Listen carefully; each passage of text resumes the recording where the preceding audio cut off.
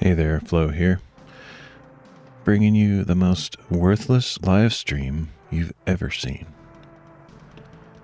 So I'm pretty much going to be continuing where I left off last time. See if I can get anything accomplished.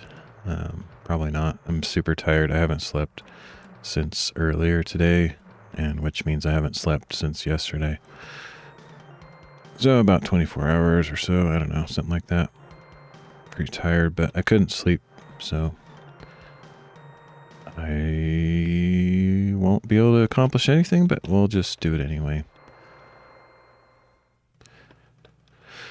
It would be nice if I could actually finish that one little bug that I was working on a bit in my current frame of mind, which kind of resembles what you see on the screen there. It's kind of unlikely that I will be able to accomplish anything, but we'll give it a try. All right. Yeah, there we go.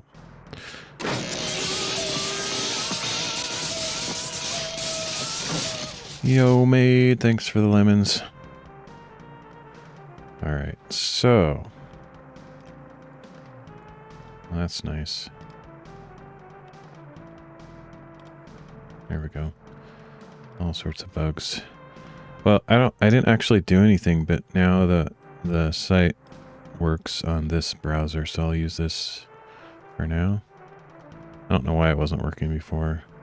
This thing is so buggy. It's irritating because I get it basically working perfectly, and then I destroy it. The code is working fine, and then I fix something elsewhere, and it breaks the things I used to have working. Why can't you sleep? I just have insomnia a lot of the time. I have a really weird sleep schedule. Just sleep whenever I'm tired, and whatever, eat whenever I'm hungry, sleep whenever I'm tired. I don't really have a set schedule in life because I'm not employed right now, so it's pretty random. All right, so let's see if I can remember what I was doing here.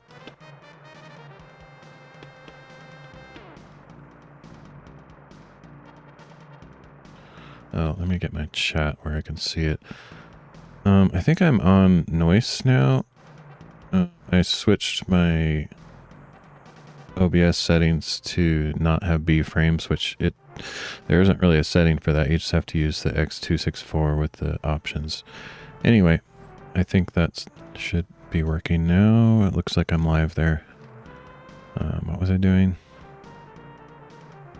Yeah, my brain isn't working at all, so I probably won't even do anything. I'll just be sitting here like a zombie with my mouse occasionally moving on the screen. I don't know what I was doing.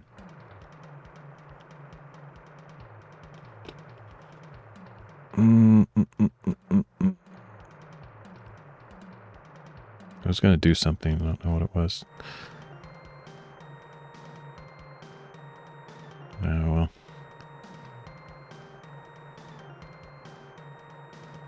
Literally have no idea. Okay, well, let's see. I don't really know which side I like this thing on.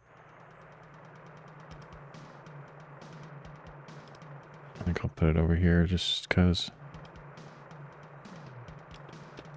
Oh, I was going to get my chat to where I could see it properly. It's kind of hidden right now.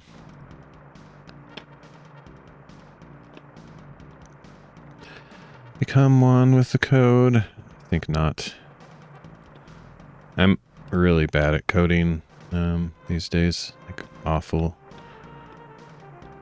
Like, I hope nobody looks at me and thinks, wow, he's so good, because that would be very sad. I mean, if somebody doesn't really know that much about stuff, they might think, oh, he knows coding or something, but like, I really don't know what I'm doing. Let's see. So let's get Copilot up. It's my only hope of actually doing anything. It wasn't actually doing that well last stream though. Like it kept making weird mistakes. I don't want to sign in, but... Oh, cool. I don't have to sign in. I think I can... Yay. I can make it dark. Good. I hate the light theme. Got me fooled? Oh, man. Oh, man. I don't know what I'm doing. I mean, you saw... Well, I don't know how long you were here, but you saw how messed up my code is from last stream. I don't necessarily have high hopes for getting much done right now, but... Okay, so... mostly I'm working on the mobile. So we got to get it in a mobile layout here. I don't know. I was kind of debating on whether to turn my camera on. I guess I could. I don't know. It's just like, who cares about seeing my stupid face? But just, I don't know. That's what streamers do. But I get it. Some people, I mean, like, some people just put a, you know, like Kame does this kind of often where he puts just like an image in place of his camera. 'Cause it's just like, I don't feel like doing it. But I guess I'll turn it on here. I wonder if I can use the back camera. I guess technically I should be able to. Just a second here.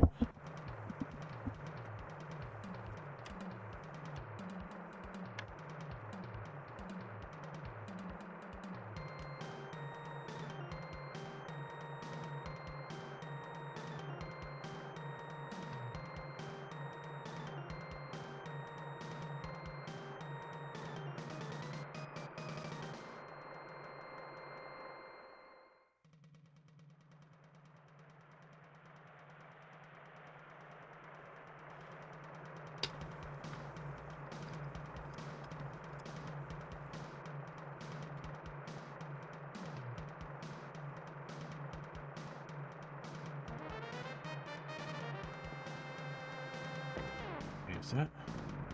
Oh. It's already on. Okay. You stream in the coding category in any sites.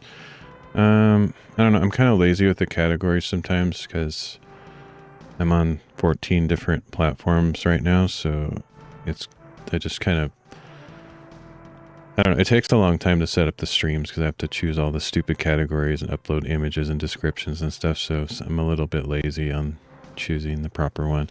I try to find them, but every site has different categories. It's really stupid. So, yeah, I do my best, but I don't think I'm actually in coding on any site. Maybe development, software development or something. But yeah, it's a pain in the butt. I wish there was a tool that automatically did all the setup. Like, I've dreamt of writing a script. The only way I would know how to do it personally is to write like a macro script that like the mouse moves all over the place and types stuff, which is really a terrible way to do it because if any window is slightly out of place, it'll just mess everything up. But I think there's ways to automate stuff, and I just don't know how to do it. Like my friends, I have a couple friends who are actually good developers. They could probably figure it out, but I'm not smart enough for that stuff. I could look it up, you know, I could look it up like I do everything else, but I have a bunch of big ideas that I never do. Like, you'd be amazed at, not amazed, but like all through the 6 years I've been doing this, I've had probably just about every idea there is, and I do none of them because I just don't care. I'm just kind of lazy about it. Just the reality of it. I have all these big aspirations and do none of them. It's my streaming career in a nutshell. Alright, so, career. Huh. That's funny. That's hilarious. Career of $0. Yeah, so I'm going to... So that's another bug. Like, I need to make it so it appears somewhere that you can click on it.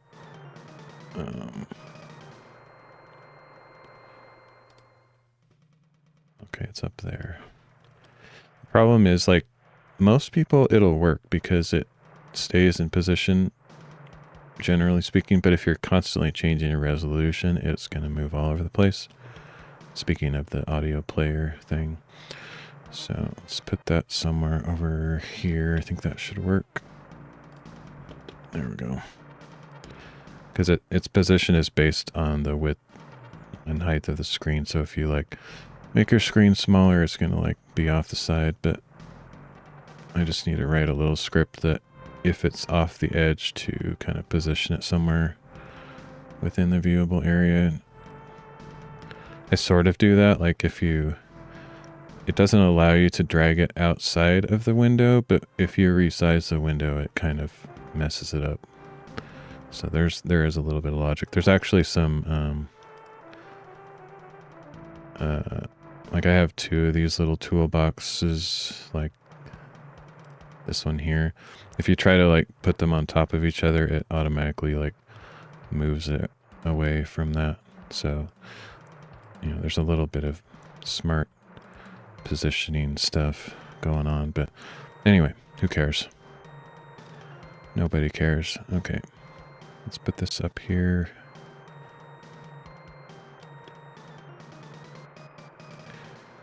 So we need to fix this. Wouldn't it be great if it just fixed itself, like it was just some kind of caching issue, and by changing browsers it works perfectly? I'd be happy about that. Not a chance, but okay, so I need to also set up another audio source, so let me do that real quick. So I'm using a different browser.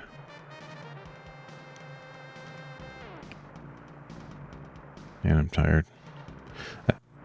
Probably if I try to sleep in an hour or two, I'll actually be able to. I don't really know why I couldn't, because I was insanely tired earlier, but I couldn't sleep. That happens a lot for me.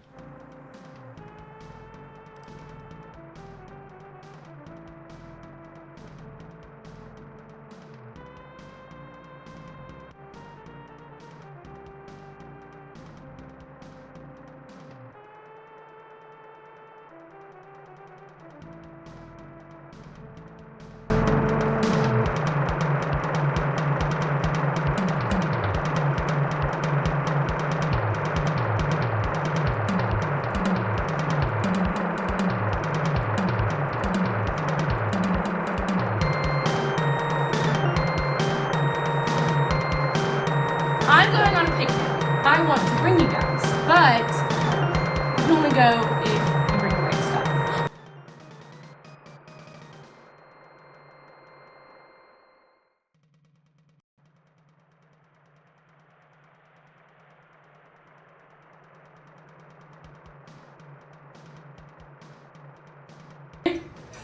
Dog toys? No, Cameron, you can't come. Cameron, it's not a real picnic. There's no picnic happening. Hey, it's not a real picnic. Paige, Water?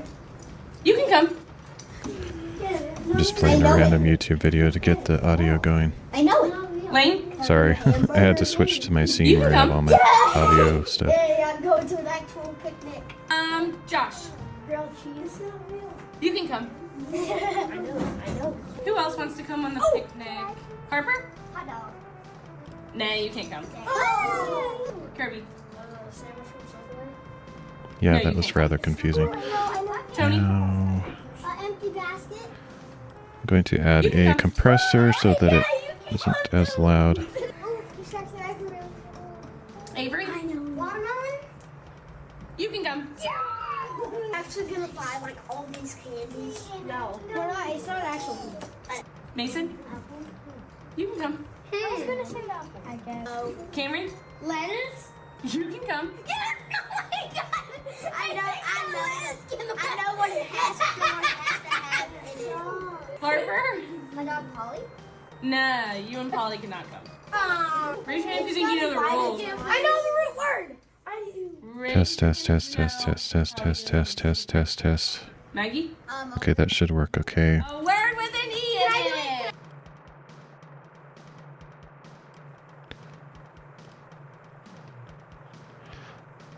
it. That was around.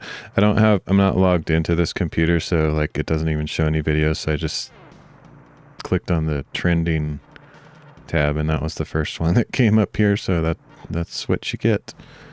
Now it's gonna give me all these like kid videos on this browser. Okay, so now there should be audio.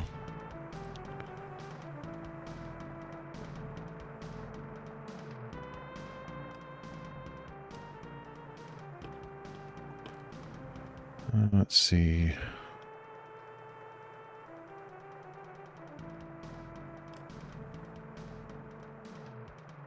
Psalm 119. Blessed are those whose way is blameless, who walk in the law of the Lord. Blessed are those who keep his testimonies and seek him with all their heart. They do no iniquity, they walk in his ways. You have ordained your precepts that... Yep, so still not working. Need to watch this console log thing now. I streamed on Linux Mint for a while. It was rough. So you feel my pain. Nice. What were some of your, I don't know, hardest struggles, or did you just like give up on it, or like what was their story on that? Let's see.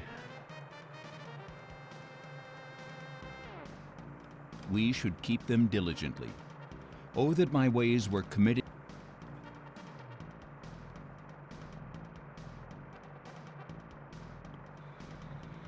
Okay, so I did a refresh of the page, and I'm getting this container rectangle thing. How many times? We got it 1, 2, 3, 4 times. It's really weird. And then, let's see.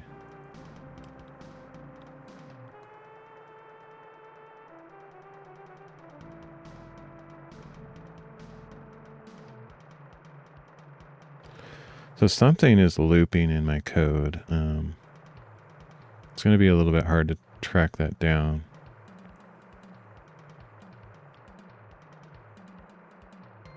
To be honest.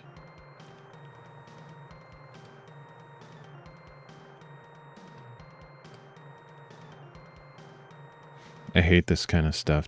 I don't like it at all.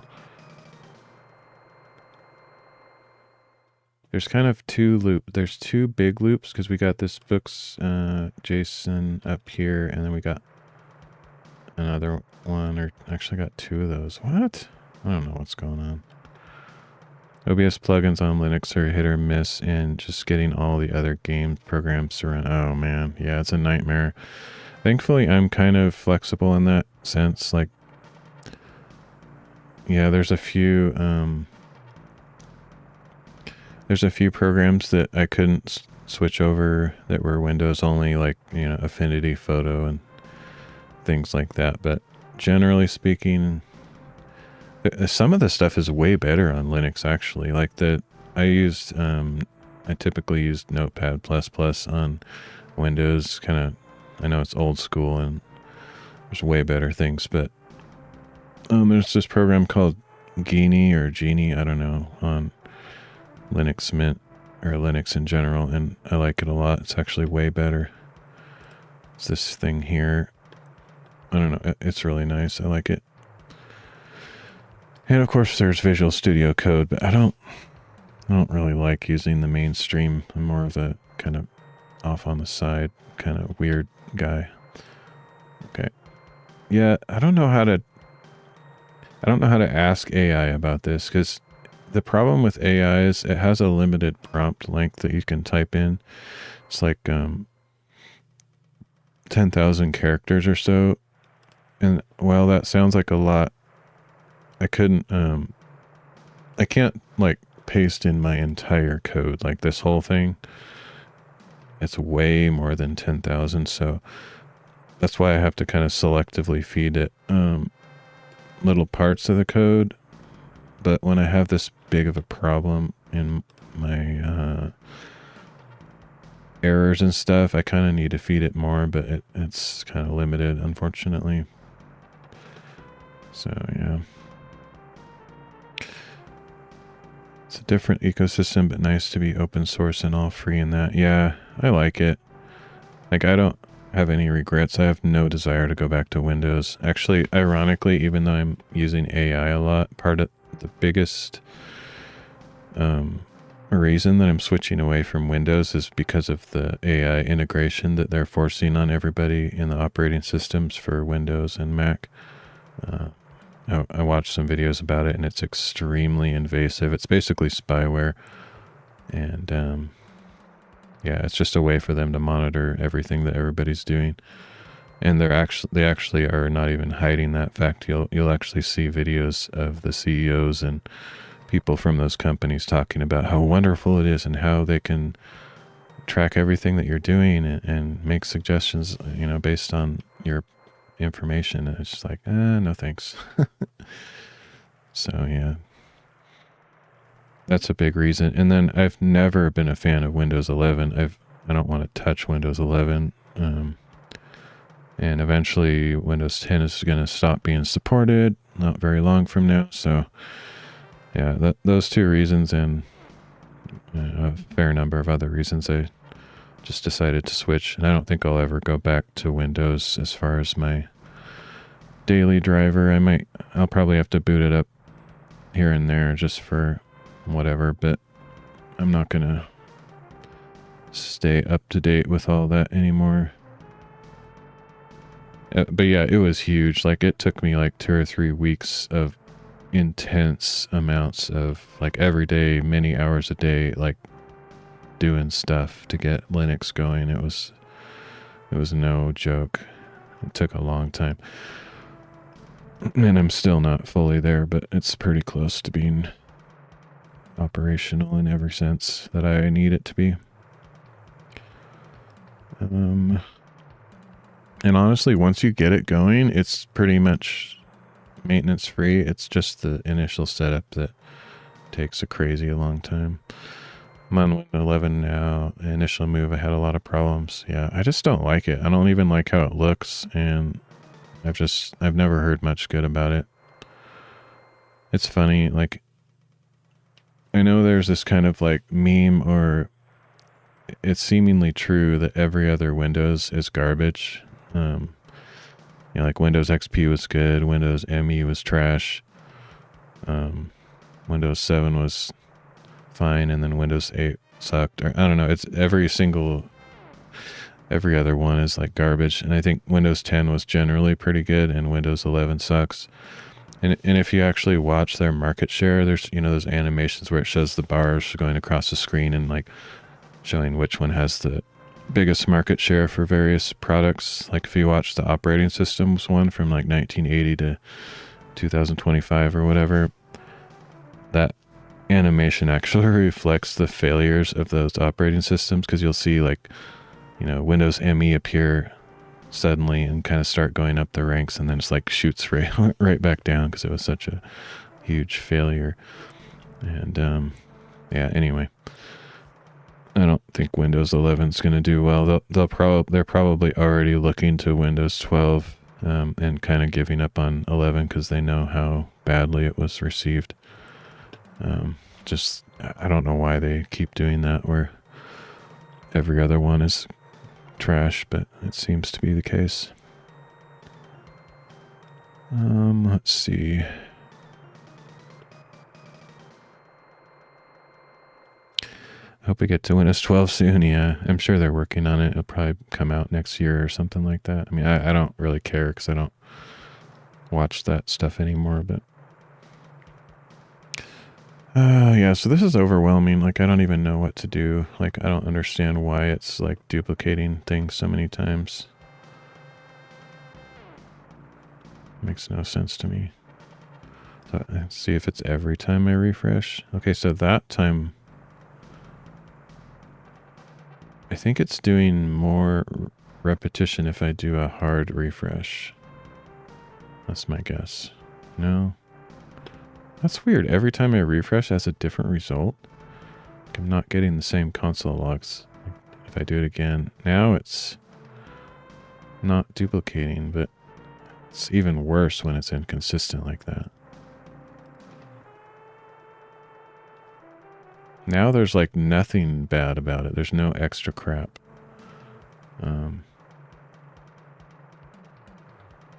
That's irritating. Although I don't think I really should be seeing so many of these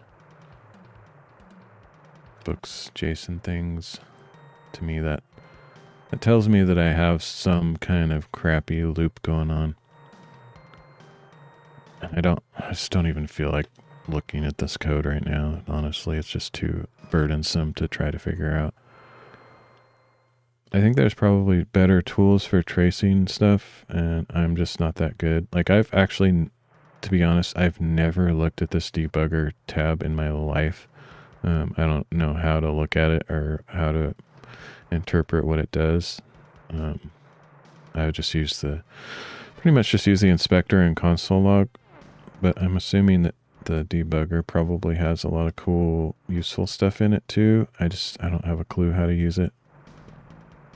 I'm just not that good at programming to know how to do that.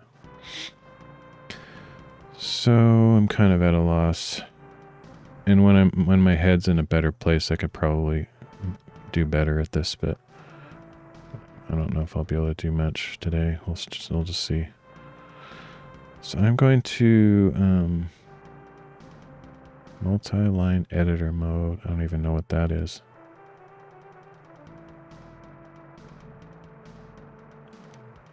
Not something I want to mess with. Now, how do I get out of that junk? Okay. Does it give you an error if you try to compile? Well, I mean, I'm not sure what you mean by compile, because web technologies don't really compile. It's like interpreted real time, unless you're doing server-side stuff. But like JavaScript is just interpretive stuff, which means it's run as you load the page. There's no compiling involved. So let's see. I'm just going to watch this and see what happens as soon as I play. Psalm 119. Blessed are those whose way is blameless, who walk in the law of the Lord. Blessed are those who keep... Okay, so as soon as it went to verse 2, it did all this stuff. So let me see if I can figure out what any of this is. So we got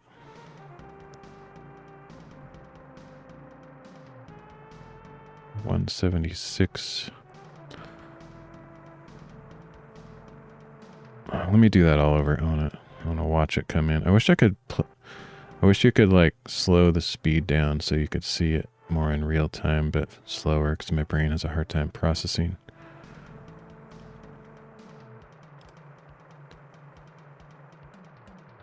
Psalm 119. Blessed are those whose way is blameless, who walk in... Okay, scrolling to top with options on 163. Let's check that out. Okay, verse number 1. That's doing what it's supposed to do. Nothing wrong with that. So if we're on verse number 1, this is only if it's verse number 1. We want to scroll all the way to the top. And it should be instant.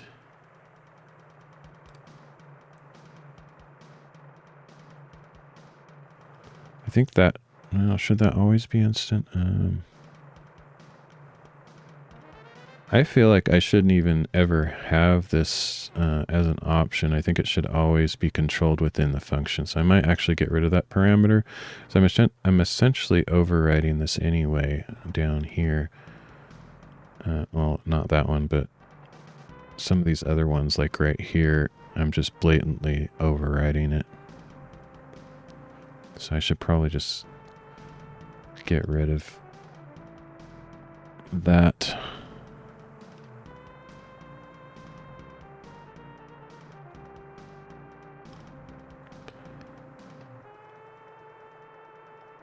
Yeah, I'm going to get rid of it. It's just one less thing to worry about. So let's just get rid of this parameter, and then anytime where I'm calling this I need to get rid of that false thing there.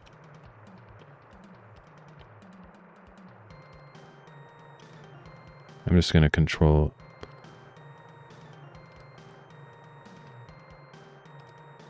I'm going to control the scrolling within the function, so I don't really need it to be an option or a parameter.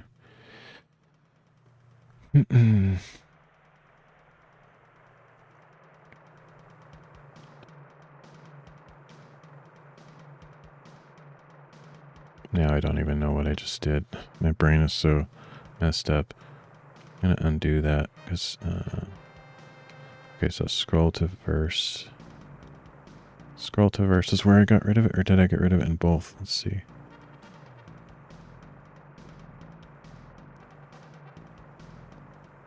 Vertical padding. Okay, so I don't even know if I ever had it on this one.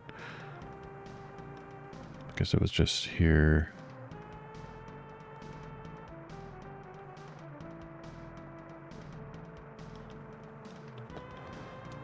Okay, that probably won't do anything, but I just want to upload that and see if it makes any difference. It probably won't.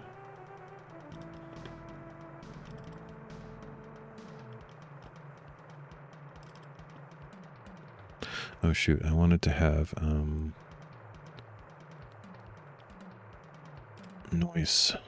I need to have noise chat up because it's not getting pulled in by social stream. I don't think anyone's going to come by on noise, but just in case.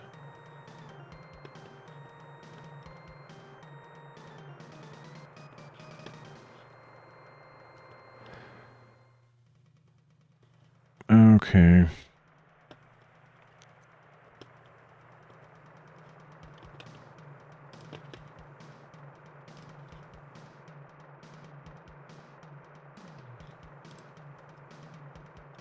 Psalm 119.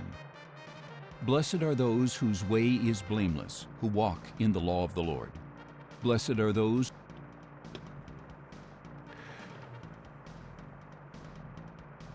Okay, so 163 is saying with options smooth. I want to see if that's what I want.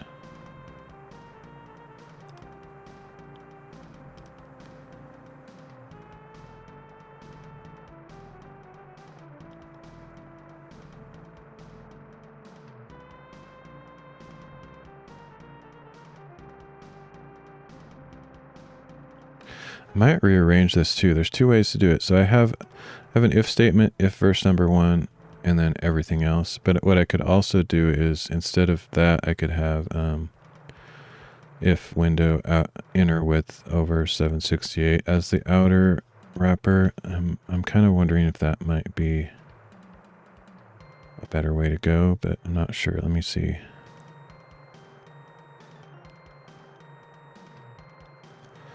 This isn't doing anything because I got rid of the parameter, so I should probably get rid of that.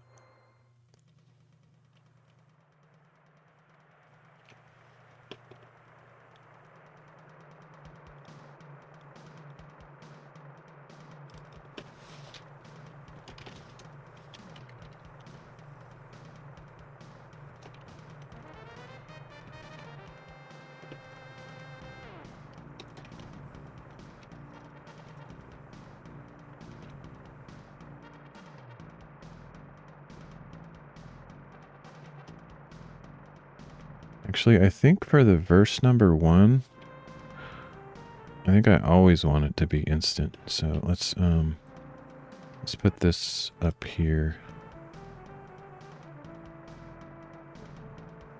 I don't even need this if statement here. I just put this there. Just get rid of this.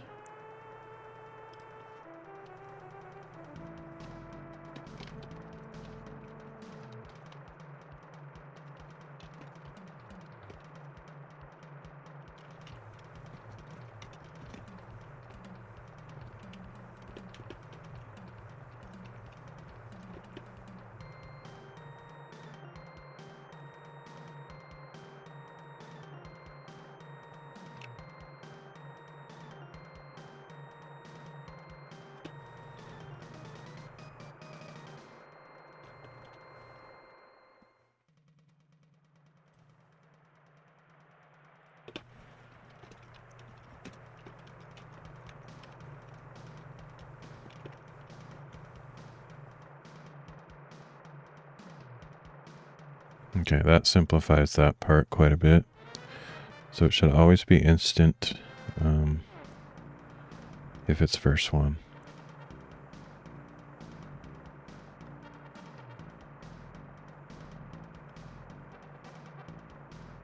Makes sense to me, so let's save that and upload it, see if it does anything different.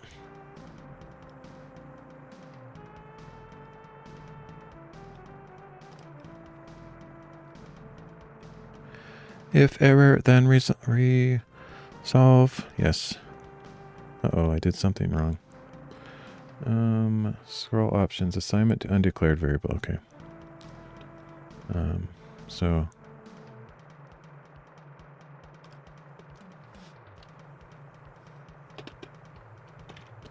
that is line 158. So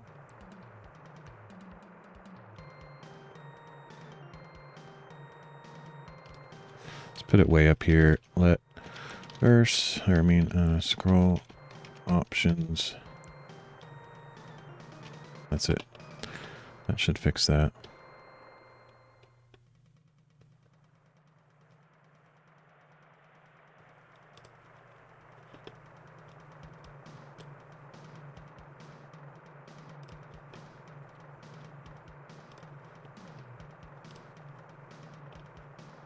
Okay, so that's fixed. So now, if my code is working, even if I'm way down here, it should scroll to the top instantly without any animation. Psalm 119. Blessed are those Yep. whose way... Okay, so that worked. So now, if verse 1, imagine chicken lentil soup. All right. I do have quite an active imagination, but that... I like that. I'll go with that. Yeah, sounds good. Okay, so, yeah, so if this whole thing here works perfectly, if verse number 1, it instantly scrolls. Now, if it's not verse 1, if the window is greater than 768, which is what I'm calling desktop mode, scroll left position equals calculate scroll position. Let's check that. Calculate scroll position. What does that do? Container element, container. Oh, I need to fix this too, but I'm not going to do that right now. I'm focusing on mobile right now.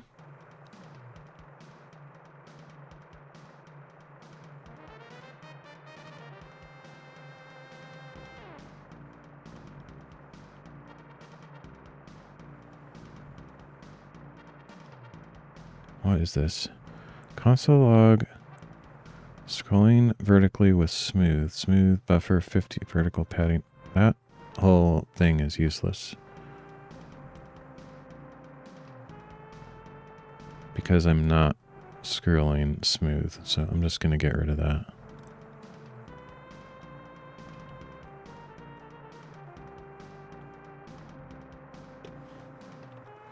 Well, I can leave it there, but I'm going to get rid of the smooth part because that's just not even true. It used to be maybe, but not anymore.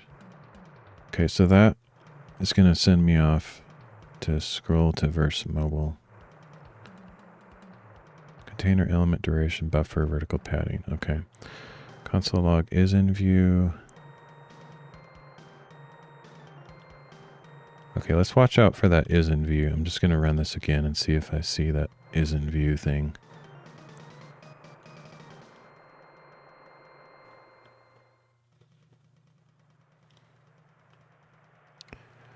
Why does it not exist?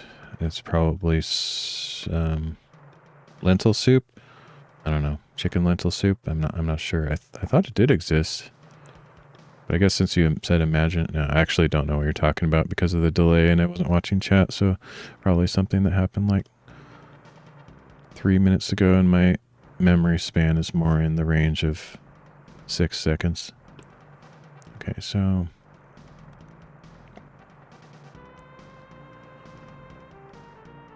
All right, so what was I checking for? I wanted to watch for is in view. Okay.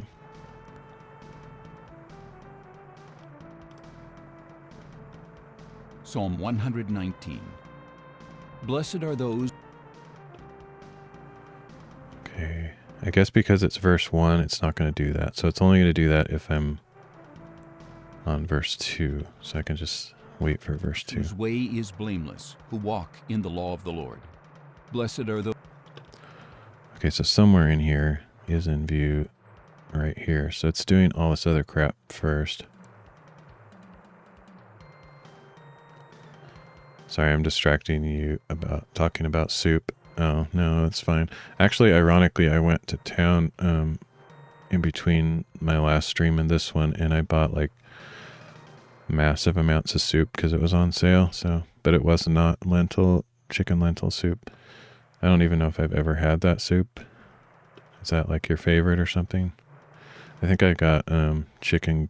It's either chicken gumbo or I think it was sausage gumbo actually, because it was like themed for the Super Bowl, and since the Super Bowl is it over? I don't even know because I don't care about football. But since it's over, they were selling it for cheap, I guess.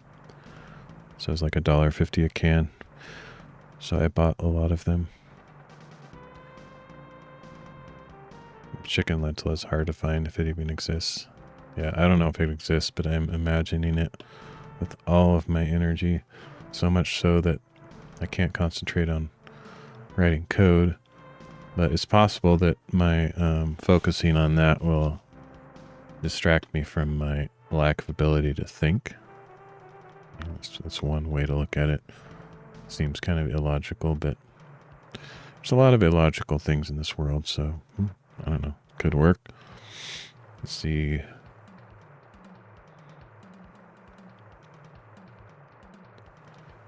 So I don't, let's see. So these things, line 103 and 104, I kind of want to get rid of those for now because it's not really helping me. So I'm just going to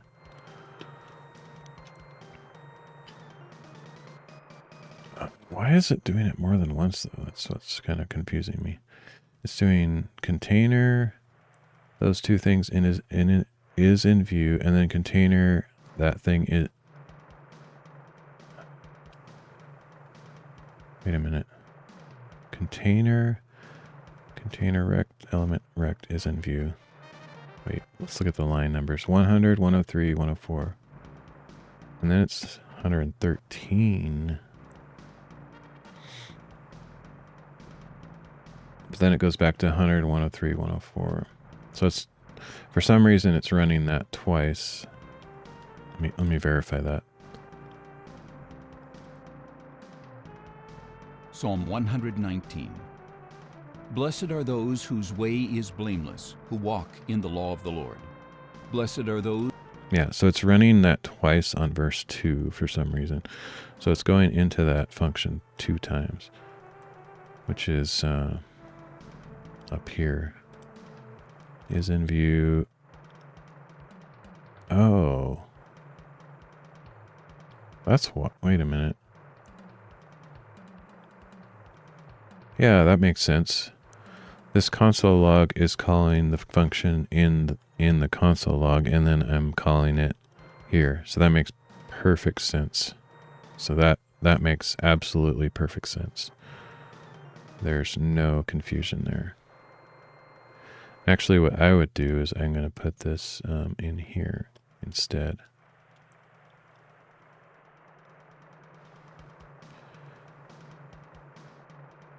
Whose way is blameless? Well, I'm assuming... Blessed are those whose way is blameless, who walk in the law of the Lord. So, if you're not blameless, then you can be blamed for something, so you're guilty, I guess. So blessed, it's the Psalms. There's this type of Hebrew poetry. I think it's called parallelism or something like that, where it says the same thing in different words many times. It's not something that we have necessarily in our modern English poetry. So like he's saying, blessed are those whose way is blameless. So it's another way of saying who person who doesn't do wrong things, or a righteous person, or an obedient person. And then the next phrase is basically saying the same thing again, who walk in the way of the Lord. Well, if you walk in the way of the Lord, then you are blameless, because the only way you can be wrong is if you disobey God in this sense. So, and then the next verse is saying pretty much the same thing. Blessed are those who keep his testimonies and seek him with all their heart. Yeah, it's kind of like that phrase. I was just watching this video about a meme of a guy trying to talk like Gen Z, and he was saying it hits different. It's kind of like what this is like. It's saying the same thing, but maybe one verse hits different than the other one, but it's essentially saying the same thing.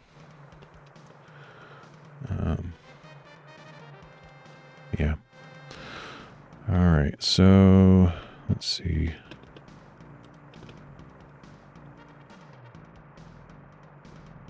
Psalm 119 has massive repetition, though. It's it's the longest chapter in the Bible, but it says a lot, like the same kinds of things over and over, but with different wording. So yeah, it's just a style of poetry that was popular back in those ancient times. But it really does hit different. Like even though each of these verses kind of says the same thing, they say it in a different way, so you kind of catch it from a different angle, I guess. But yeah, anyway, I'm certainly no expert on anything really, but that's kind of what I've gathered over the years of reading. Let's see, I didn't go to Bible school or seminary or any of that stuff.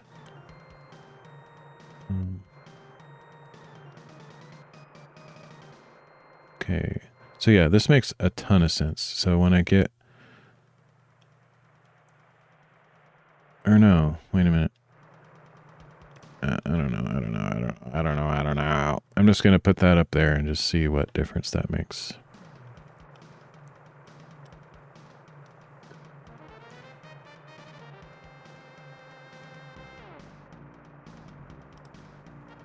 Oh, I did a speech test earlier, and I have like a gigabyte up and down now. It's seemingly getting faster and faster.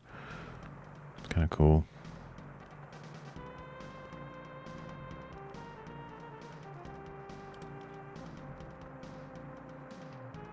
Psalm 119. Blessed are those whose way is blameless, who walk in the law of the Lord. Blessed are those who keep... Whoa, okay, that's interesting. Uncaught and too much recursion. Wow, okay, let's just get rid of that entirely. Wait a minute, what is that? Oh, of course, that makes perfect sense. Yeah, just get rid of that. I don't need that. But it's easier to understand why 2 plus 2 equals 4 to know 4 minus 2 equals 2 or something like that. Yeah. Plus, like, there's like certain principles that are kind of true. Like, for example, they always say, if you hear a teacher, like you're in class, either in just regular school or you go to college or something, if a teacher repeats something, then he's essentially telling you to pay really close attention to that. And in a way, he's saying this will be on the test, so you better write it down in your notes. And it's kind of like that with the Bible too. If it's repeating something over and over again, it's kind of like trying to help it sink in. So it's something that is emphasized, essentially. So, okay, so that should get rid of that error. I should have seen that coming, but I'm too stupid. I was calling the function within the function, so it would be an infinite loop forever. I hope I saved that. Did I save that? I didn't even save that. Okay.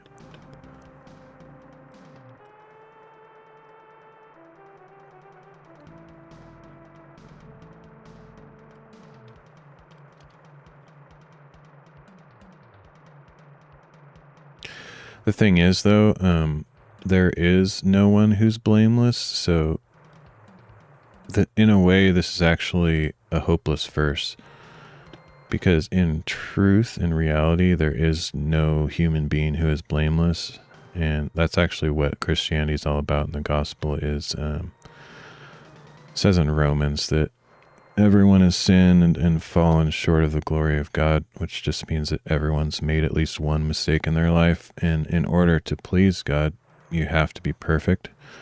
It also says that you have to be holy and you have to be perfect. So God requires perfection, but he also understands that we are made of dust because he made us. And so he provided a way through Jesus Christ, and Jesus essentially came to earth. He lived a perfect life, and he took the punishment of our sins, our errors on him, so that we would have a way to have a relationship with God. So that's kind of the basic message of the Bible. It's hopeless, it's impossible, you can't possibly do it, but here's a way that it can be done for you, essentially. Sometimes think our souls are like fallen angels cast into mortal bodies. Yeah, I can understand. There's actually a lot of religions that essentially believe that, like Mormonism believes that to a certain degree. They actually believe that Jesus was an angel. The Bible refutes that very easily, but the Mormons have a different book that they use rather than the Bible, so they come to different conclusions. But yeah, there's anything that you can think of as a belief is out there. Some group has tried all those different scenarios, all those different ideas. I don't personally believe that humans are eternal beings. I believe that we had a starting point, like essentially before we were conceived by our parents, we didn't exist at all, except kind of like we're talking about the chicken lentil soup. We existed in the sense that God, who is eternal, saw us infinitely before the time that he created us, because he can see into the future. So you could argue that in one sense we've always existed because he could have thought of us long before we were born, and he did. He knew what was going to happen. So in that sense, you could say in his imagination we existed, for a long time. But I think in reality we come into existence at a certain point in time. And then, my personal belief is that we will exist forever after that. Like, even after we die, I do believe in afterlife or after death, depending on where your destination is based on your faith and belief and all that. So I don't think people can be erased from existence once they're brought into existence. They'll always exist in some form, and that's why for me it's so important to have the faith that I have, and I do trust that the Bible is God's word, and it's just purely out of faith, but it's also through personal experience with encountering God through his word. Otherwise, it's just some random book, just like, every religion has some book that they claim is divine. And so who's to say that the Bible is true and the others aren't? But if you actually look into it, there's a lot of reasons to think it's not just purely blind faith. There's literally hundreds of prophecies in the Bible, and all of them have either come true in history, and they can be verified through archaeology and recorded history, or they just haven't happened yet.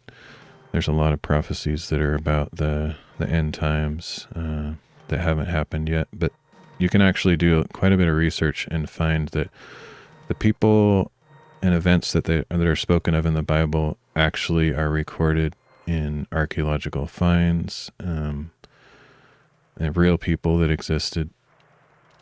And so it's easy to, like, if you're the kind of person that needs empirical evidence of things, if you do your footwork and actually study, you'll find that it's quite reliable. I don't personally get turned on by that kind of stuff. I don't need proof. But if you're the kind of person that does, it is possible to gain that kind of assurance or confidence. I've never been into history and all that kind of stuff. So I think people who have zero perception of God actually have no enlightened soul, like a NPC character. Yeah. I mean, technically that's kind of true. The way the Bible describes it is that everyone is born into spiritual death. And that's another thing that I was just met with some Mormons recently, and they don't believe that people have that they're sinful from birth. They believe that, like, you're perfect and that it's learned behavior. But the Bible actually teaches the opposite. The Bible teaches that because of the sin of Adam, we inherited his sin nature. Talks about that in Romans 5, I think. But it's actually all throughout the Bible. Like, it talks about how wretched we are. Probably it talks about that somewhere in this chapter. It's like all throughout the Bible. And I think most of us know that. Like, most of us don't really think that highly of ourselves. We know our weaknesses and our shortcomings. I mean, just right here. My soul melts with sorrow. Strengthen me according to your word. Remove from me the path of deceit and graciously grant me your law. He's talking about, I don't have what it takes. I need you. I'm desperate for you. You're the only one that can give me purity, righteousness. And this is King David, I believe, talking, and he was considered one of the best people, generally speaking. God speaks very highly of King David. And he was messed up. Like, he was super messed up. Mega messed up, as we all are. So anyway, I think souls sort of start innocent and pure, but we are corrupted by pleasure and all that. Yeah, but you don't actually have to learn that. Like, if you watch a baby, just the behavior of them, like, yeah, they're pure and cute and stuff, but as soon as they're able to, they become instantly selfish, and you actually have to teach them through discipline to have right behavior. And if you don't have good parents, then it's a disaster, But just naturally, humans are pretty selfish. They only think of themselves unless they're taught otherwise. So yeah.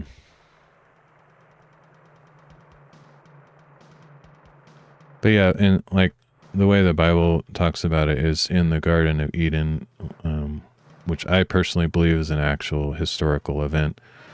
A lot of people would say it's just like some kind of symbolism or something, but I actually believe that it happened. But so it talks about, Adam and Eve were created perfect without sin. And God placed in the garden a tree. Basically, God does not tempt people. He doesn't try to get them to do evil things, but he did give us a choice. Essentially, there's a tree in the Garden of Eden that was representative of free will, which he gave to us. So he said, don't eat of this tree, but if you do, then your eyes will be open and you will have the knowledge of good and evil. So you'll be able to make your own choices. But prior to that, Adam and Eve didn't have the capability of sin, and it was only through that choice that they made to disobey God that they inherited the sin nature, and they died at that point. They didn't physically die, but their bodies became, they didn't live forever anymore. They would have lived forever had they not done that. And so that's where corruption and the whole genetic code started breaking down and all that stuff. But anyway, that's how I believe about it. But experience hunger, must consume flesh, we must live to save face and steal to make profit. Yeah. I was thinking about that the other day. I was just watching on the news. There's people going around breaking into people's houses in Oregon. There's this, I don't know, some people that came from Colombia that broke into like 39 houses and stuff. And to them, it probably seems, they might not feel guilty about it, but society certainly doesn't look favorably on that kind of behavior. But, from their perspective, they probably justified it in their minds. And so does everybody who does what's wrong. But I don't at all believe in that everything is relative, kind of thing. I believe in moral absolutes.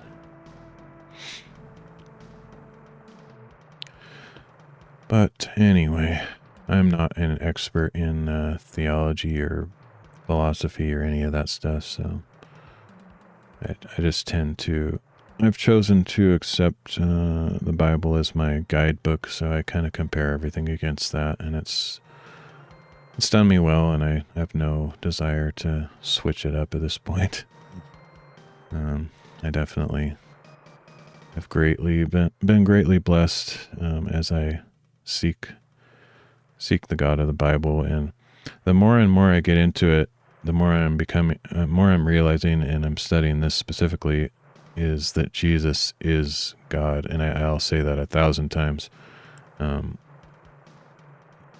that was part of the reason I was listening to Hebrews recently, is that Jesus is, according to the Bible, you can't really deny what the Bible says about him. Jesus is God. Now, whether you believe that or not, totally another thing, but a lot of people think that the Bible is not clear on that, but it's very crystal clear. In fact, there are several verses that literally say Jesus is Yahweh, and Yahweh is the Old Testament God of the Israelites, essentially. So Jesus is that God, period. He is that one. And it's confusing to a lot of people. They just see him as a person who was born at a certain time in history, and how could he be God? How can there be one God and Jesus is also God? It's confusing. But anyway, that's and the cool thing for me about that is God is invisible. You can't see him, you can't hear him, but you can experience Jesus. He's a human being, and it talks about that in Hebrews, how he had to become a human being in order to be the perfect high priest for us, to be relatable and to experience all the same suffering that we did. And that was part of God's plan from the beginning. And the whole Old Testament is talking about how that was going to happen in the future. And yeah, so anyway, I find it pretty interesting. I don't actually know. I don't think anybody knows what God is fully. The Bible talks about him as a person, so we can know a lot about his personality, but as far as what he is, I don't really think that can be explained. The only thing that comes to mind for me is that it talks about how God dwells in unapproachable light. And it does say God is light, but it also says God is love, God is this, God is that. So I don't really know. The thing that interests me a lot about that is I don't know if we'll ever actually see him, because it does say in the Bible several times that no man has seen God and no man can see God. But at the same time, Jesus is God, so we can see him and we will see him. For those who believe and trust in him, they will live with him forever, and they will actually be able to see him, to touch him, to shake his hand, to give him a hug, to walk a street with him and have a conversation. So in a sense, God became flesh, and it talks about that in Ephesians and several other places, in order that he could have a relationship with us. And so while yes, I do want to know God the Father, and he is God as well, I personally have a hard time connecting with God the Father, except that Jesus is the perfect image of the Father. I mean, it says that like right here. It says, so if I pursue Jesus, I am pursuing the Father. There's really just barely any separation there. It says here, Hebrews 1:3, the Son, Jesus, the Son is the radiance of God's glory and the exact representation of his nature, upholding all things by his powerful word. After he had provided purification for sins, he sat down at the right hand of the Majesty on high, and so on. And then in John chapter 1, the word is Jesus. It's very clear if you read through this, verse 14 or 17, I think it says it outright, but it says, in the beginning was the Word, which is talking about Jesus. And the Word was with God. So Jesus was with God, and the Word was God. So Jesus was God. He was with God in the beginning. Through him, this is still talking about Jesus, through Jesus all things were made, and without him nothing was made that has been made. So, I mean, it just goes on and on. It makes it very clear, like verse 14, the Word became flesh and made his dwelling among us. We have seen his glory, the glory of the one and only Son from the Father, full of grace and truth. And so on. And verse 18, no one has ever seen God, but the one and only Son, who is himself God and is at the Father's side, has made him known. So Jesus is God, and that's where we get the doctrine of the Trinity. The Trinity, the word Trinity is not in the Bible, but it's very clear here that it talks about Jesus is God, but he also was with God in the beginning, so he was with the Father. So they're two separate people, but they're both God. So it's kind of weird, but that's where they get the idea of the Trinity. So anyway, I don't fully understand it, but I find it quite fascinating. But we must praise God and not worship his creation, idolize materialism, right? I mean, according to the Bible, yeah, but other religions are all about worshiping creation. But in Romans chapter 2, I think, it's either 1 or 2, I think it's 1.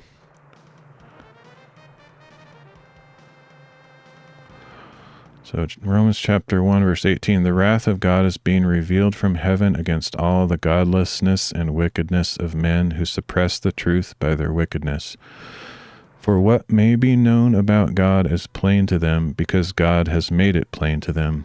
For since the creation of the world, God's invisible qualities, his eternal power and divine nature, have been clearly seen, being understood from his workmanship, so that men are without excuse.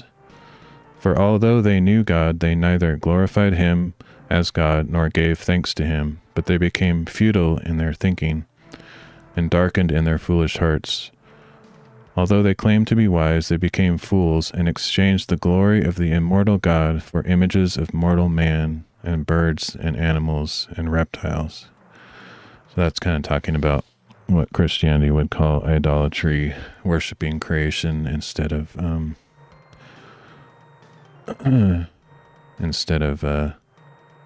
God. It says, therefore God gave them over to the desires of their hearts, to impurity, for the dishonoring of their bodies with one another. They exchanged the truth of God for a lie, and worshipped and served the creature rather than the Creator, who is forever worthy of praise. So yeah. And of course the Old Testament's if you read the Old Testament, the whole thing is about idolatry. The entire thing from the beginning to the end. It's about how God's people over and over and over again rejected God and served some idol, some false god. And then he punished them for it. And then in their misery, they ran back to God and said, oh, please forgive us one more time. And it's just like a cycle over and over and over and over again. But and it makes them look stupid, honestly. But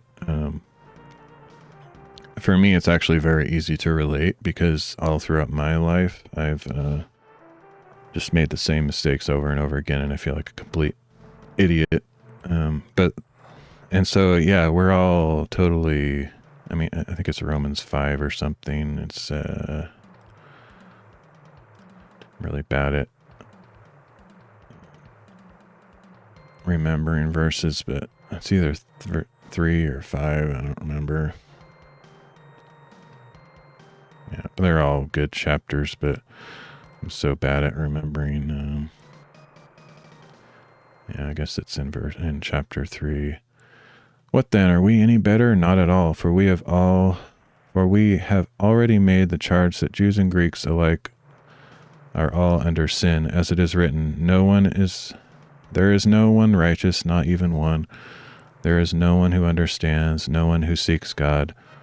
All have turned away, they have together become worthless. There is no one who does good, not even one. Their throats are open graves, their tongues practice deceit. The venom of vipers is on their lips, their mouths are full of cursing and bitterness. Their feet are swift to shed blood. Ruin and misery lie in their wake, and the way of peace they have not known. There is no fear of God before their eyes. And so on. But now, anytime you see but, it's always a good news type of thing. But now, apart from the law, the righteousness of God has been revealed as attested by the law and the prophets. And this righteousness from God comes through faith in Jesus Christ to all who believe. There is no distinction, for all have sinned and fall short of the glory of God and are justified freely by his grace through the redemption that is in Christ Jesus.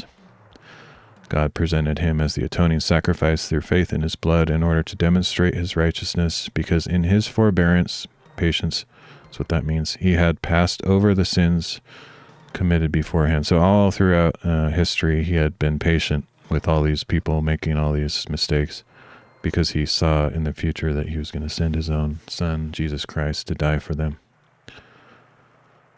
He did this to demonstrate his righteousness at the present time, so as to be just and to justify the one who has faith in Jesus. So it's not about what we do, it's about what Jesus did for us. Anyway, I could go on and on, but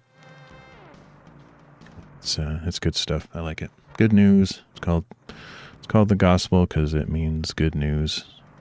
But there's always bad news too. Like, we're a complete wretch. We can't possibly do it. We're full of sin and constantly making mistakes. But Christ died for us. That's the whole turning from bad news to good news. Okay, let's go back to Psalm 119. Oops.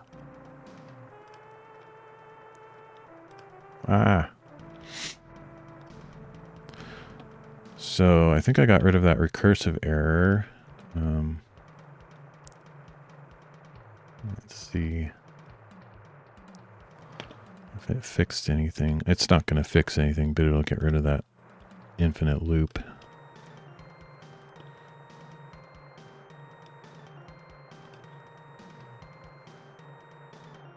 Psalm 119. Blessed are those whose way is blameless, who walk in the law of the Lord. Blessed are those... Okay, so there's a lot less junk going on here. So we got, yeah, there's actually nothing repeating.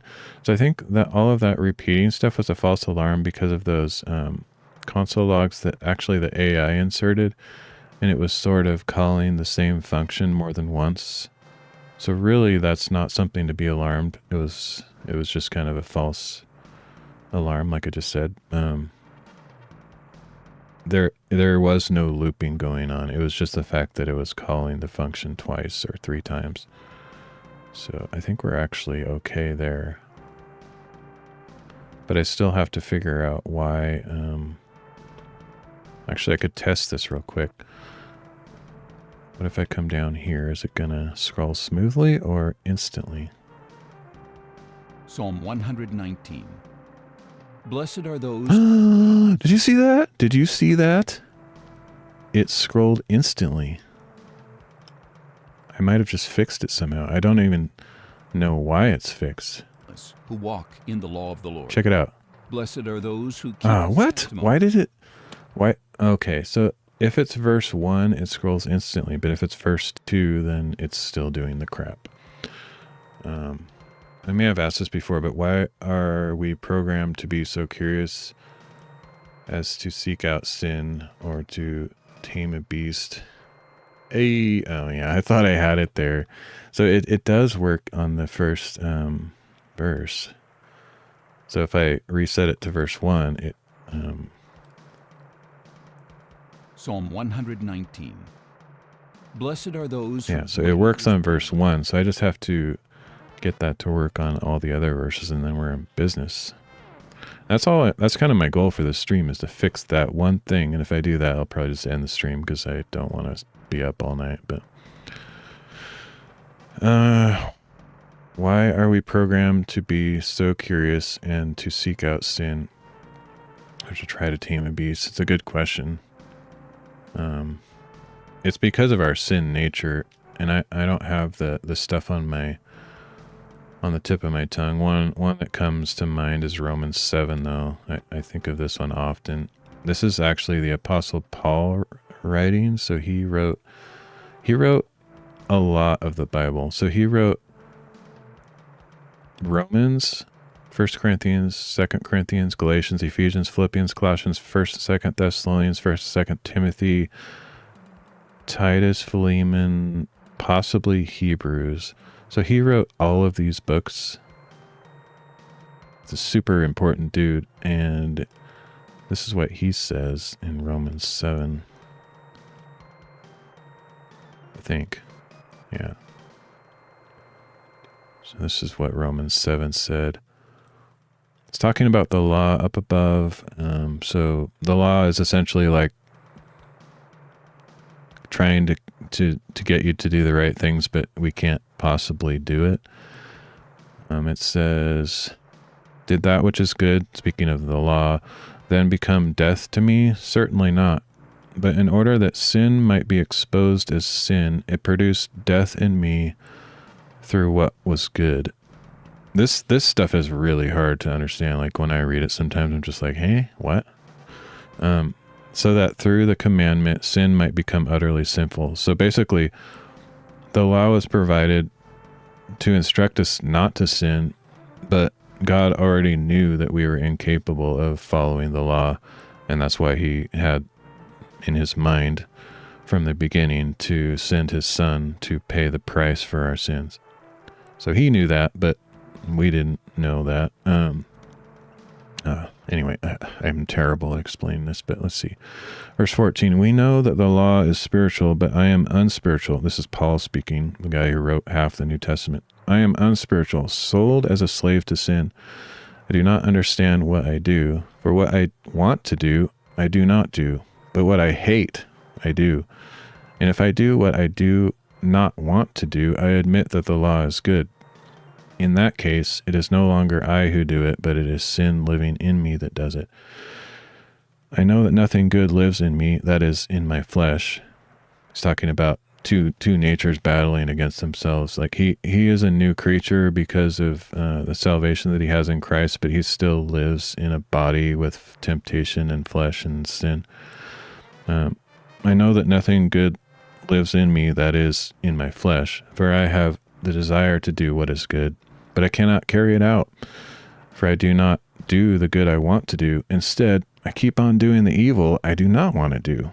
And if I do what I do not want, it is no longer I who do it, but it is sin living in me that does it. So this is the principle I have discovered. When I want to do good, evil is right there with me. For in my inner being, I delight in God's law, but I see another law at work in my body, warring against the law of my mind and holding me captive to the law of sin that dwells within me. What a wretched man I am! Who will rescue me from this body of death? Thanks be to God through Jesus Christ our Lord. So then, with my mind I serve the law of God, but with my flesh I serve the law of sin. So yeah, it's Romans talks a lot about this stuff, the whole book. As to why, it's generally because of Adam Basically, we inherited his sin nature. So it's all because of his. But the thing is, if we were in his position, we would have done the same thing. So we always, it's easy to blame some dude from the past, but in reality, we would have done no better ourselves. Trying to find the thing that talks about that, but I'm so bad at finding stuff. This is pretty good here. I like this one. Therefore, there is now no condemnation for those who are in Christ Jesus. For in Christ Jesus, the law of the Spirit of life set you free from the law of sin and death. Essentially, when you choose to follow Jesus Christ, it's not just like this religion that you join or whatever. He promises, oh, this is awesome. This is an awesome verse that I found recently. I know this is a sidetrack, but it's cool. Luke 1.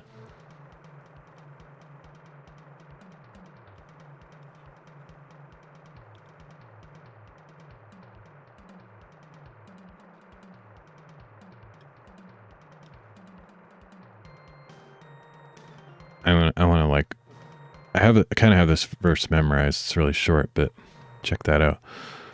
This is Gabriel talking. There's like 3 angels that are extremely famous throughout the Bible. It's Michael, Gabriel, and some other one. I don't know. I'm not very good at remembering stuff. But Gabriel is he actually has a name that he's in the Old Testament. He talks to Daniel, and he's in the New Testament. He's just, this super impressive guy. But he says, for no word from God will ever fail. He can't. God can't fail because he's God. So anyway, I find that quite satisfying. So then going back to Romans, I don't know why that came to mind, but it did. Because I was looking at it recently. Oh, well, because basically anything that God says is going to come to pass, so we can trust that it's true. And essentially, when you become a Christian, God says that he will, I guess that's why I went there. He says that he will put his spirit inside of you and he'll make his home inside of you. And he'll give you strength to overcome stuff. So we're still weak. Like even after we become Christians, even the Apostle Paul himself still sinned. But when you become a Christian, you have power that you didn't have before. And the more that you trust in God and seek him and submit to his spirit living inside of you, the more you become like Jesus. And Jesus did not sin once, ever. And so if we allow ourselves to submit to the Holy Spirit who lives inside of us after we trust in him, then he will slowly, bit by bit, make us more like Jesus and more obedient and better and all, not better, but I mean, just he'll work on us essentially. So don't we have to take action to achieve God's will? Yeah. So there's was it Philippians? It's one of my favorite verses, but I can never remember. It's Philippians.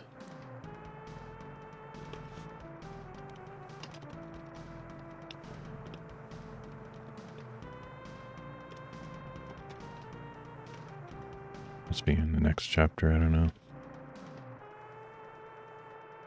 I always have to look stuff up. For it is God who works. Philippians 2:13. I love this verse because most people only read the first half, but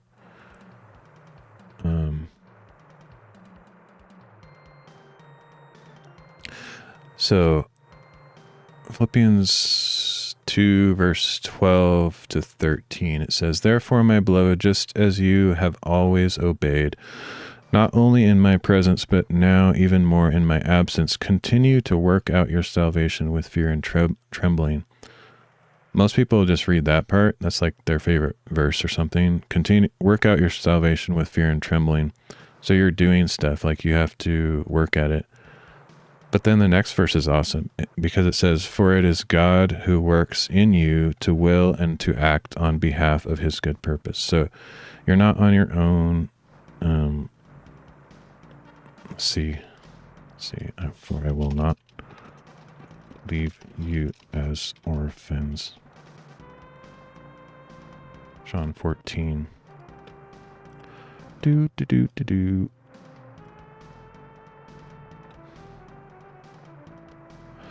So Jesus, when he left, like he died for our sins. He rose again to prove that he has power over death. Death has no power over him. But he would send the Holy Spirit, and that's the third person of the Trinity. So there's God the Father, God the Son, who is Jesus, and God the Holy Spirit. And Jesus promised that the Holy Spirit would come. He says, "If you love me, you will keep my commandments, and I will ask the Father, and he will give you another advocate to be with you forever, the Spirit of truth. The world cannot receive him, because it neither sees him nor knows him, but you do know him, for he abides with you and will be in you." So, and he says, "I will not leave you as orphans, I will come to you."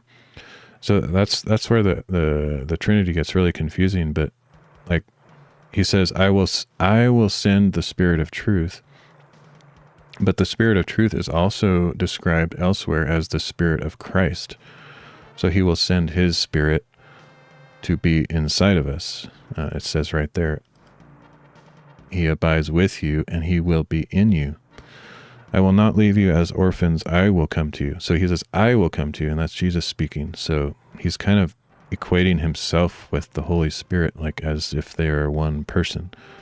But in a sense they are, in another sense they're separate. It's kind of confusing. "I will come to you. In a little while the world will see me no more," because he's going to heaven. He ascended up into the clouds. "But you will see me, because I live, you also will live. On that day you will know that I am in my Father, and you are in me, and I am in you." So, yeah, it's kind of confusing, but essentially he's saying that he and the Father and the Holy Spirit, to some degree or combination thereof, will live inside of us if we believe in him. So, "The one who loves me will be loved by my Father, and I will love him and reveal myself to him."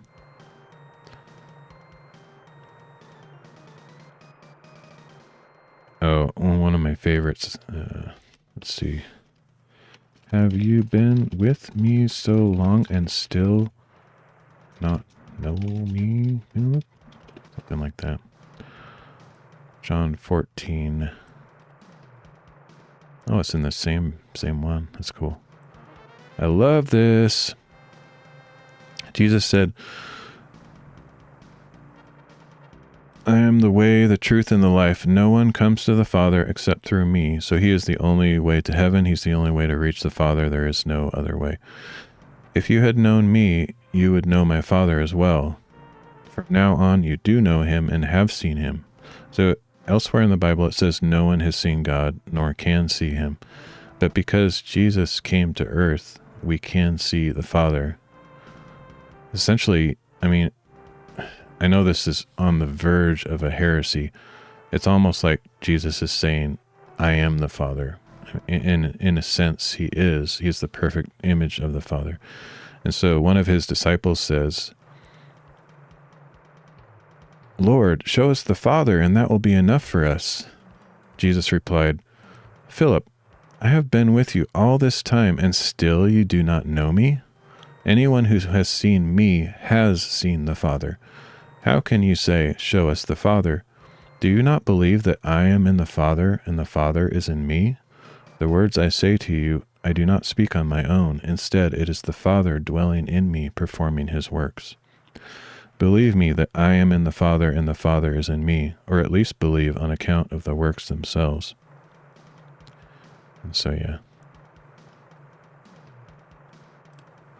This whole passage is really a great proof of the Trinity. He's talking about himself and the Father, and they're two separate people, But he's saying the Father is in me, I am in the Father. And then like a couple verses later, he's talking about the Holy Spirit as well. Weird question. If God created everything, why does evil exist just to teach us? It's because of, my best explanation for it is because he didn't have to, but he wanted to give us the freedom to choose. The simplest way I have to understand it is that love can't be forced. It has to be a choice. And so if he were to give us robotic minds that were incapable of choosing to disobey, then that wouldn't really be love. And it says God is love. He desires love. But for love to actually exist, there has to be the choice to do it. Otherwise, it's just robotic and forced and meaningless. And so this could be a little bit off, so don't take this as the best explanation. He didn't have to create anybody. He's fully satisfied in himself, and he had community in himself. And also, that's another way that I like to explain the Trinity is, if God is love, it says God is love, like in 1 John something. God is love. 1 John 4.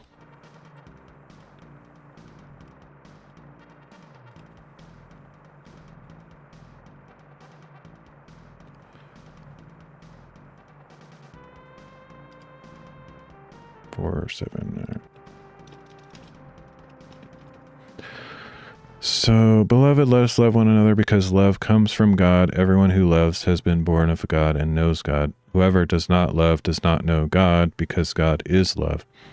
So if God is love, how could he be love if he doesn't have anybody to express his love to? You know what I mean?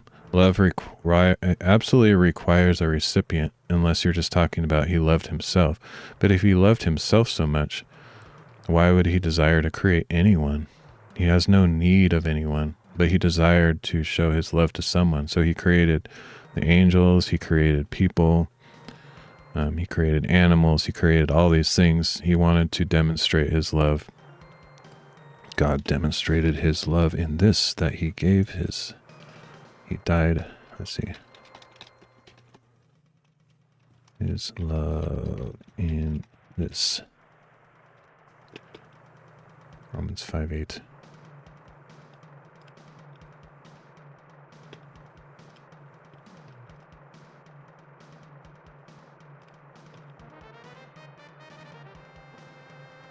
For at just the right time, while we were still powerless, Christ died for the ungodly. Very rarely will anyone die for a righteous man, though for a good man someone might possibly dare to die. But God proves his love for us in this: while we were still sinners, Christ died for us. Now, I don't really have a good answer for why there's evil in the world, but to me it makes sense just because he gave us free will to choose against him or to choose for him. And that's why even the angels who lived in perfection with no sin in heaven, in the presence of God, with all the light and all the glory and amazing things, a third of the angels chose to follow Satan, and they were cast away from heaven. Even the angels were given the choice whether they would choose God or not. And that seems to be part God. The other thing, God requires faith. And if there's no testing of faith, faith has no meaning. So if there's no difficulty or trial or problems or whatever, then faith has no meaning. So I don't know. I don't really have good explanations for it, though. If it's not binary, it's singularity, and there is no need to balance one thing. Yeah, some people, I guess it's more of a Taoism type idea. Some people believe that light can't exist without darkness and vice versa, and the yin and yang thing. I don't really believe that at all, actually. Because before God created anything, there was no darkness, there was no sin, there was no evil. But the other way to look at it is God is the only perfect, holy being. Like, holiness is a word that the Bible talks about that isn't really part of our regular everyday vocabulary, but basically it just means he's completely separate and above and higher, almighty, and the highest attribute of every everything you can think of. He's the highest possible. And there's no way that any creature, anything that he creates, can be at his same level. So I wouldn't necessarily say that everything he creates is evil because it's not as good as him. So that would be wrong thinking. That's not true. But in a sense, everything that's not him has the capability of being imperfect, just by the choice that we have. And I think if Adam, or us now today, I think if Adam in the garden would have seen the temptation to sin and taken it to God, he wasn't, Eve and Adam in their own strength were not capable of facing that and coming out unscathed, and making the right choice. But however, I think if they would have taken it to God and said, God, there's this serpent in the garden. He's telling us something that's different than what you told us. What should we do? I think that God would have just blasted Satan and said, "You're done. Stop tempting my servants." Unfortunately, they didn't do that. But I think we have that same choice with every decision that we have every day, and that's what we're encouraged to do as Christians. Is when we're faced with those things, don't just like try to battle through it and push through it by yourself. In fact, there's quite a few verses that talk about how we're incapable. I mean, it says it right there, while we were still powerless. We don't really have the strength to do that. And just that Romans 7 that I was talking about, it's like, what a wretched man I am. But he says, who will rescue me from this body of death? But it says, thanks be to God through Jesus Christ our Lord. So that's the answer, is Jesus has done it for us. And if we trust in him and submit to him and bring things to him, say like, hey Jesus, I'm being tempted. There's this spirit surrounding me, or this idea, this thing that I know is wrong and I can't handle it. Like, I need your help. Lord, I can't do this. He will help us. I was just reading this the other day. Ever present help in trouble. Psalm 46. Do do do do do do do do. God is our refuge and strength, and ever-present help in times of trouble. I love this chapter. Actually, the whole thing is great. But yeah, anyway, that's the gist of it. Oh, sorry to take you down so many tangents, but do you believe in flat earth, round earth model? I believe in round earth, but I don't really care. I'm not really into science stuff, but I have no reason to believe in flat earth. Everything that I've seen points to a round earth, but I'm not really I don't really care about that stuff. But yeah, I believe in a round earth. I don't actually know where the flat earth thing came from, to be honest, but whatever. It's not that important to me. So yeah, there we go. No need to apologize. That's what live streaming's all about, is interactions and conversations. Do you believe in all the other planets and species? Well, I believe that there's other planets. I don't know if there's life on other planets. I really don't know. We are not the center of God's creation. I do believe that we are the center of God's creation. That's just my personal belief. Says, in the beginning God created the heavens and the earth. It doesn't say in the beginning God created the heavens and Jupiter and like 6 trillion other planets. Like it singles out Earth. And then the entire creation story from then on is about the Earth. So I do believe that we are the pinnacle and entire purpose that he created is for humankind to be redeemed and to have a way to reach him through Jesus Christ. I think round earth model tries to disprove God. I don't really know how, but I mean, feel free to expand on that, but I don't really see that. I guess if you mean because there's so many other planets and that there could be life on, I don't think that is the case. But honestly, for me personally, even if there was life on other planets, that wouldn't shake my faith. I think there's going to be a great testing in the near future. I think my personal hypothesis is that there probably will be a manifestation of some form on the news and possibly something that you can see that will be hard to deny.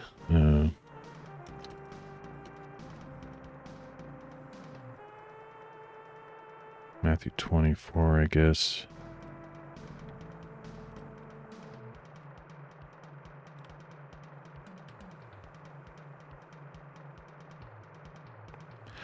So in the end times, a lot of crazy crap's going to happen. They're going to rebuild the temple in Israel, and there's going to be a false Christ that arises who claims to be Jesus, and he'll probably claim to be Muhammad as well. He'll kind of unite all of the religions under him because he's going to perform a bunch of miracles and stuff. But it talks about that here in Matthew 24 and other places as well. And my personal thought is that it could be some high-tech thing, it could be like some dude appears on it from a spaceship or something, or it could be something really crazy, and we don't really know. It says, "For false Christs and false prophets will appear and perform great signs and wonders that would deceive even the elect if that were possible," etc. But there's a lot of stuff.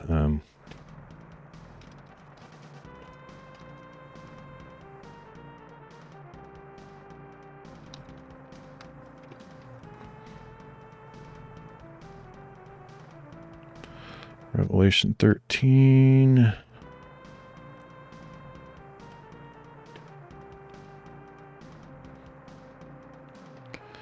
It's possible that it could be AI, it could be aliens, I don't know. Or it could just be some miraculous kind of half-demon thing. But in Revelation 13 it talks about it. The beast was given a mouth to speak arrogant and blasphemous words, and the authority to act for 42 months. The beast opened its mouth to speak blasphemies against God and to slander his name in the tabernacle, those who dwell in heaven. The beast was permitted to wage war against the saints and to conquer them, and it was given authority over every tribe and people and tongue and nation, and all who dwell on the earth will worship the beast, all whose names have not been written from the foundation of the world in the book of life belonging to the Lamb that was slain.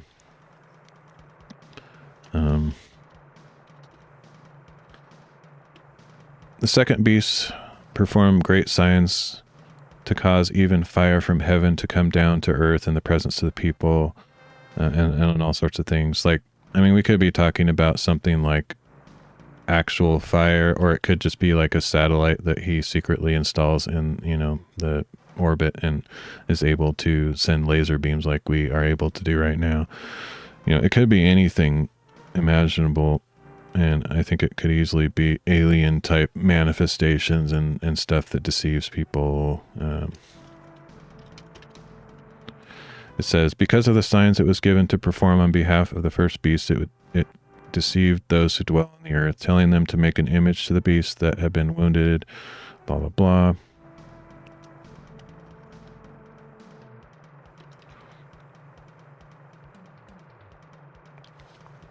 Yeah, I don't believe in that stupid stuff. Like, to me, evolution is a complete joke. I mean, it's like laughable, but I understand a lot of people believe in it, so I don't want to just like spit on everybody's belief, but I don't see any evidence for it at all, like at all.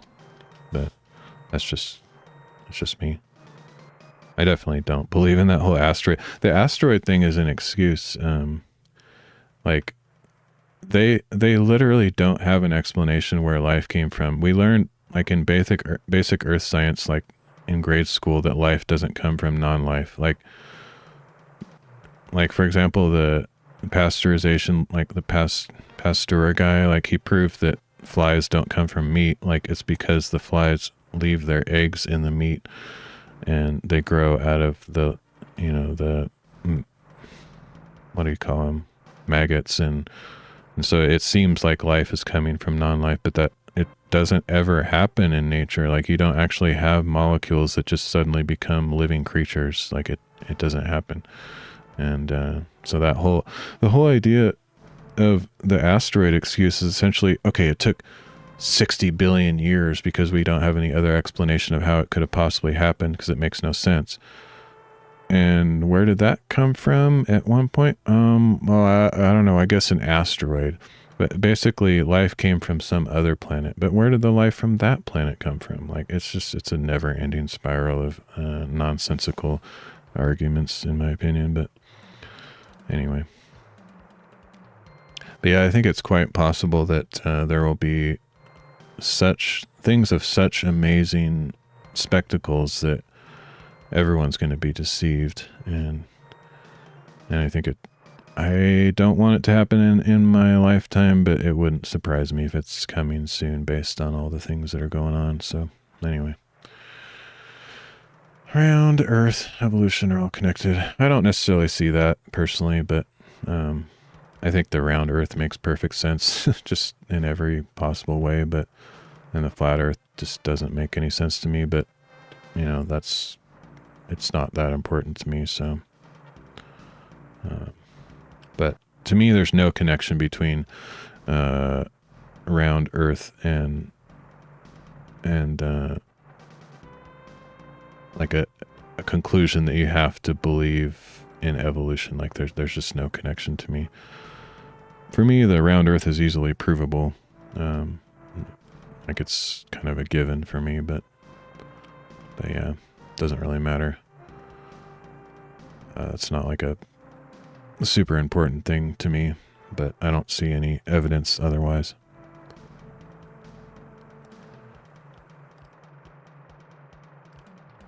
Okay, let's see.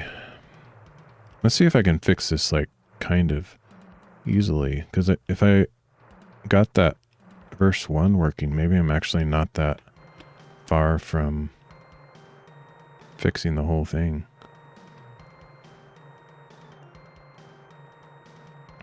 Okay. Smooth scroll. Scroll to verse mobile buffer vertical padding if is in view. Okay, so that's what we need to test. Sorry for like just completely going back to this without concluding. I don't have any conclusions for you. Everybody has to kind of make their own decisions. It's saying our existence is due to gravity of some rocks and lightning striking amino acids. That's kind of a false equation though. Like, okay, imagine if the Earth is a globe and there's tons of other stars and planets and stuff. That could be true, but just adding on to it that, oh, and an asteroid came and created life, that's just adding. Okay, so it is true that there are globes and there's like a billion, trillion, infinite amounts of galaxies and stuff all throughout there, which I believe Romans talks about. The way we can actually believe in God is the amazingness. Like, go outside. If you live in a city, you are missing out. The cities are actually leading people away from God. It's not the planet thing. Living in a city, you're going to conclude against God. Go outside of the city, go on the top of a mountain and look up at the stars and just be amazed. Look at the NASA photography, which is real photography. It's not fake. It's not CGI. Look at it and be astounded at how infinite it is. I mean, it says in Romans that we have no excuse for not believing in God because of the immaculate nature that he's created that reflects his infinitude. He's so vast and beyond measure that he creates something that has no end. Our most powerful telescopes ever created look into an empty spot that looks black in the sky, and we see billions of galaxies, and each of those galaxies has trillions of stars. It's a number that you can't even put on paper. And I don't think we'll ever see the edge of it. To me, that tells the amazing story of an infinite God that created something that we cannot even fathom. And to me, to say that it's like Truman Show, Truman story, and it's just like a projection, like a IMAX theater with a bunch of dots projected from some fake computer screen, that to me points against God. To me, it's actually way more convincing that it's an infinite, crazy, huge thing that can't be explained or explored because it's beyond measure. So I could test for myself and not having to trust NASA, which is a proven deceptive entity. Yeah, I mean, I understand that. But you can actually see that stuff you can see that with an SLR camera. Do long exposures, you'll get the same imagery. I have friends that are into that. It's verifiably provable. Like, unless you think that every camera on Earth is embedded with CGI imagery that no matter where you point, it's going to track, okay, this is where he's pointing. I'm going to project this image that I have stored in my hard drive flash memory onto the screen to deceive them. Like, unless you think it's that big of a deception, it's verifiably provable with your own, just by a telescope, you can see the stuff. Like, do a long exposure, you can see the stuff. It's very easy to prove.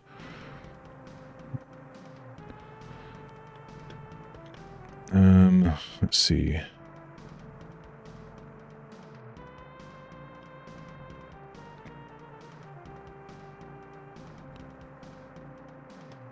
You can buy a telescope that doesn't have any digital components, so there's no way to fake that it's on some, Wi-Fi. I mean, your conspiracy theory would have to be so deep, it borderlines insanity. Like, you would have to think that every device that's ever created, even if you put it inside a Faraday cage so it can't receive a signal from the outside world, is somehow being sent signals from something to deceive everyone using these machines, because the images that it creates are fake. I mean, it's just, there's no way I could buy into that. It's beyond reasonable at all. You can buy a telescope that just has pure optics with no digital components whatsoever and peer through it and see the stuff that you see in NASA imagery. So to me, it's well beyond reason. I don't think they look like 2D projections at all. Like, you can actually see the circles, the shadows of, I mean, it's very obvious. You look at the moon, it's clearly a three-dimensional object. It has depth to it.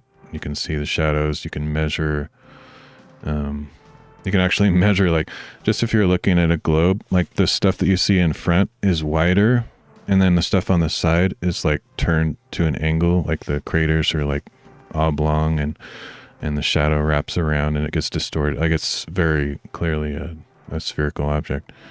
Same with the sun. You can actually see if you look at the edges, the flames coming out of the sides, you can see the angle at which they're coming out. And I mean, it's just super obvious. But stars, most of the stars are so far away that we can't even magnify them big enough to where they're not just a dot, because they're just the only star that we can get that kind of definition is our own sun, because it's, relatively close, but everything else is so crazy far away that we can't magnify it enough to get, definite shapes. It's just the optics that we have are weak. But anyway, I know I'm not going to convince you or anyone else that wants to believe that, and I don't really care that much, so it's not that big of a deal to me.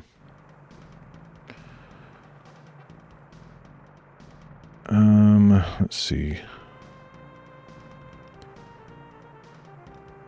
So if is in view, this must be where this has to be where the error is going, because if is in view is true, then it's doing the smooth scroll. But if is in view is false, then this else stuff should happen, which is console log instant scroll to element offset top behavior instant. Wait a minute. I think this is wrong, actually. Let me look. This might be I might have discovered the problem right here. Let's look this up.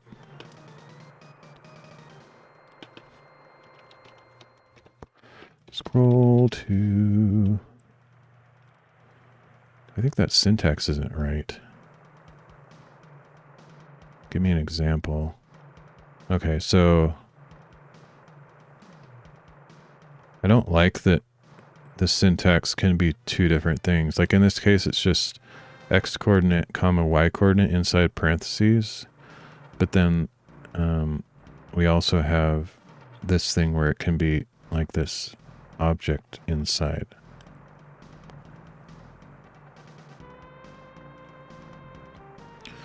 So it's like several different syntaxes. So let me see if this is a valid form of it. You got top with a number, comma. Well, that's weird.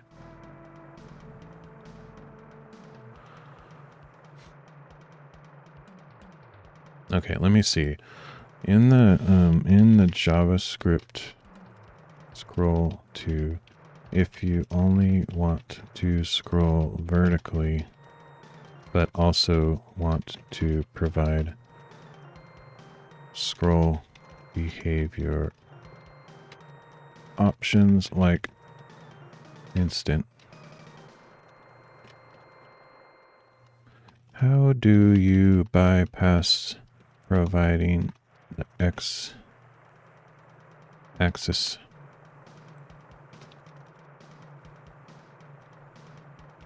Leave a comma with nothing, or just skip it as if it's optional. In JavaScript, if you want to scroll vertically and provide options like scroll behavior without specifying, you can use scroll to function with an object that includes... Oh, so it's an object. Okay. Yeah, so the order doesn't even matter. I guess you could... So if it's an object, then the order of the parameters doesn't even matter, right? Exactly. Okay. So yeah, you could put behavior first, so it doesn't even matter. Okay. Makes sense. Oops. So I guess this is valid syntax.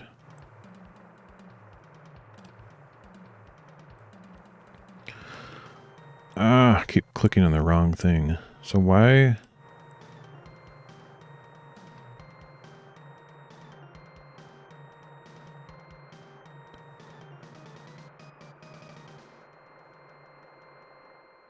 Oh, but as far as probability, the probability is impossible.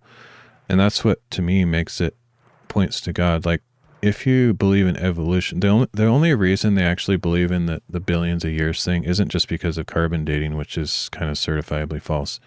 They've proven, that those measurements aren't really accurate because of certain factors that we don't know of the conditions of the past.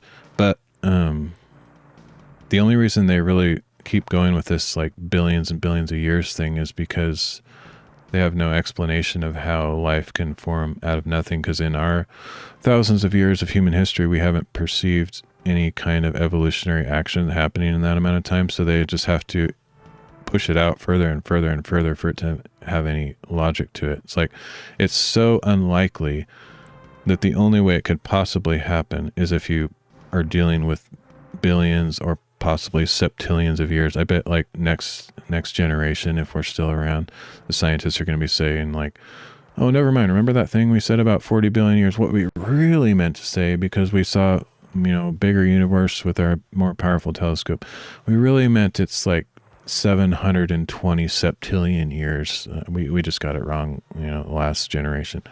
They just keep making the numbers bigger, and that's kind of what you'd have to do. It's like the whole argument of a wristwatch. I've heard this before, where like the likelihood of having a bunch of parts to like a wristwatch, just like throwing them up in the air and they land back down and form into a wristwatch with all the screws, rotated in, tightened and everything. And then it like the battery's in the right place and it like starts telling time. The likelihood of that is way more likely to happen than like what they're talking about with the evolutionary stuff. Like just the likelihood of just life just springing from nothing just because a bunch of molecules are bouncing together is absurd. It's completely ridiculous. But that really has nothing to do with the flat earth or round earth thing. It's more just the theory in itself doesn't make any sense. It's essentially impossible for it to happen. And it takes a lot of faith to believe that a bunch of randomly moving molecules would suddenly form into amino acids and like, grow into like this tadpole weird thing and form into a frog. And like the frog like goes onto land and suddenly becomes a deer, like a bird or something. It's just like, what?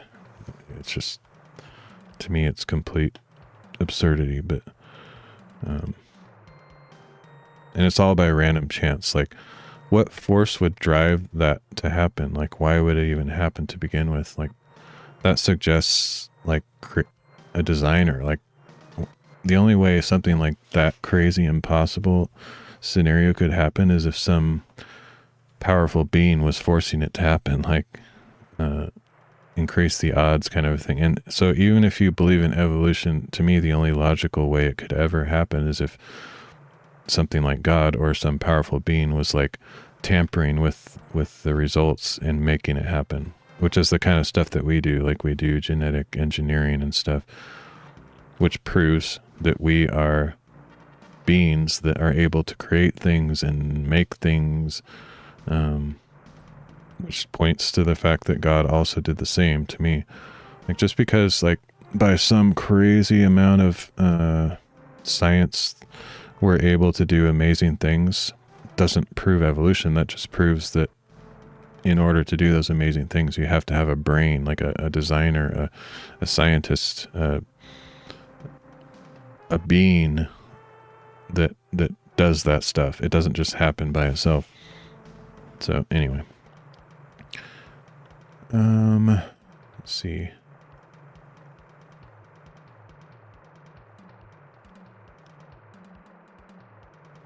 I really don't understand what's going on. I need more, probably need.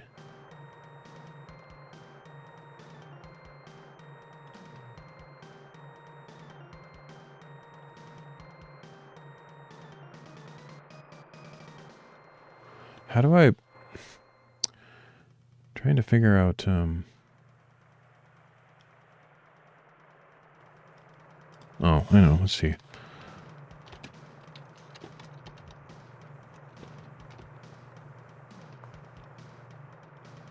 I don't really want to tamper with this, but I guess I will.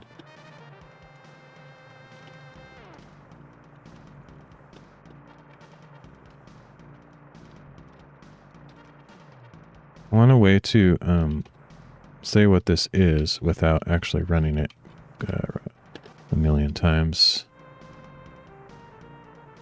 Console log is visible.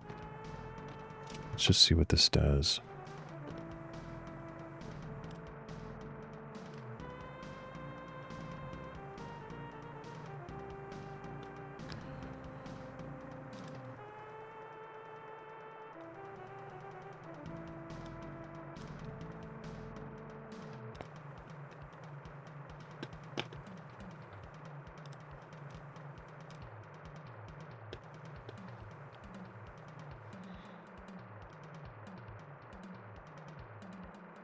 Psalm 119. Blessed are those whose way is blameless, who walk in the law of the Lord. Blessed are those. Of course. I always forget to do that.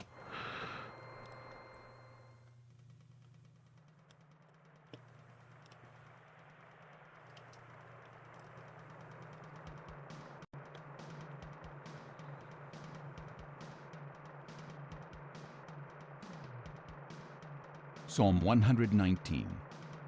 Blessed are those whose way is blameless, who walk in the law of the Lord. Blessed are those. Okay.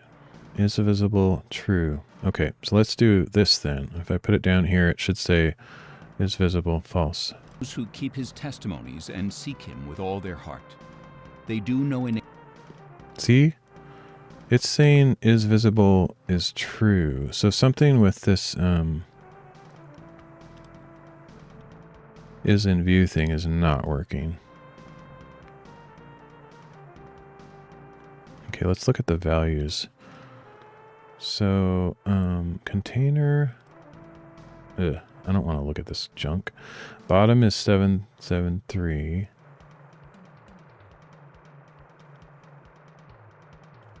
And then the element is, bottom, yeah, look, bottom is like, wait a minute. Why is that a negative number?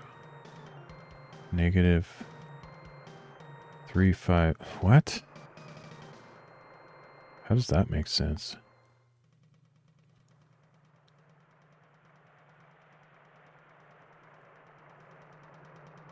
I thought the coordinate system started on the top left so that if you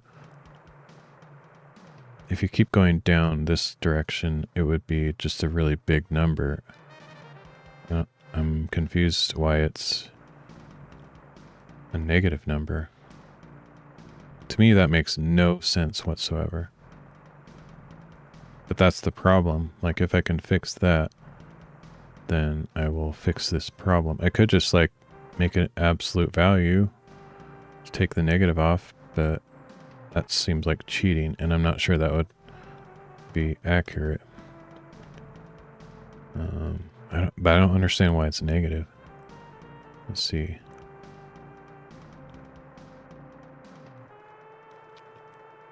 I'll see what AI has to say about that. Maybe it can have some insights.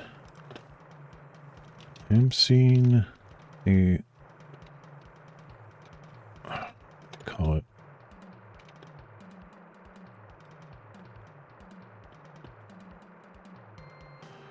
negative because it's down from X. But the way I understand it is, in most coordinate systems in software and programming, 0, 0 is up at the top left corner. And as you go down, you're actually counting up, not down. So something that's way down here should be a gigantic positive number, not negative. If it was negative, to me that means it would be up top. Oh, actually, okay, I think I understand. So the thing that's actually being measured is up. So, okay, yeah. So as I'm it's kind of reverse thinking, but I'm scrolling down, but the element that is being measured is verse number 2, which is way up there. So that actually does make perfect sense. I should have understood that. So with that in mind, how does that change the outcome here? That might not actually matter.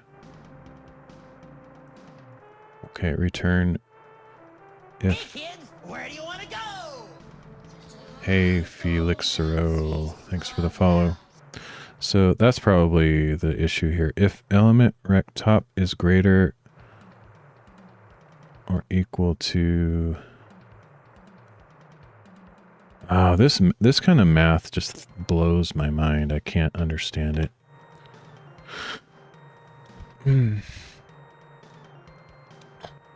Oh, I see. It's a spam. Spam follow.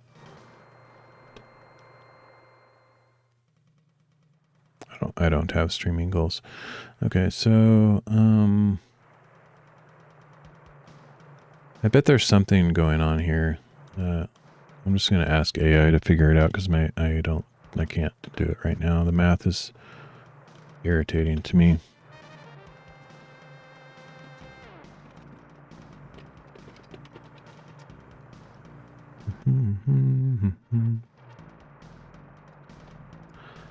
How about hey everybody, how about we all break the terms of service and buy fake followers? Nope. What a waste. It's like buying fake followers. Like, what a waste of time. So weird that people actually fall for those scams. I don't actually know if anyone does, but you have to wonder. Okay, can you consider this function to determine why it might be giving a false negative or positive concerning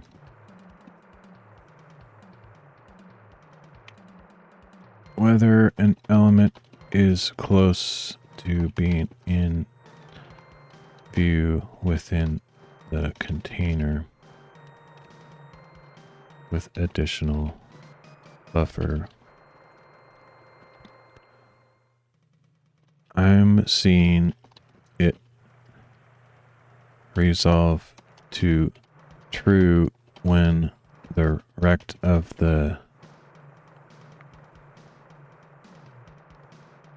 element is thousands of pixels negative or positive. This should not be the case.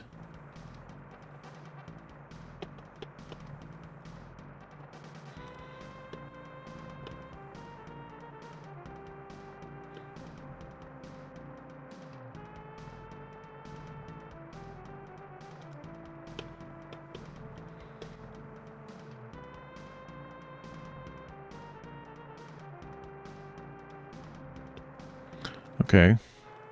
I was trying to get it to tell me that to check if the element is within this viewable scroll height of the container with the additional buffer.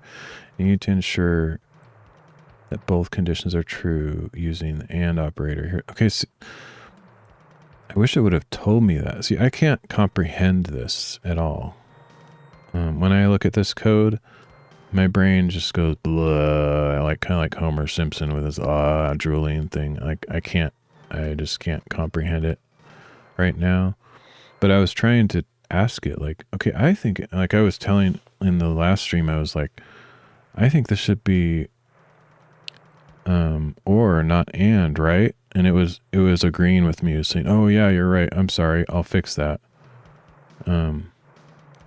But now it's telling me that that's the problem area. So it should have, that's one of the weaknesses of AI. It's like a yes man. It tries to make people happy.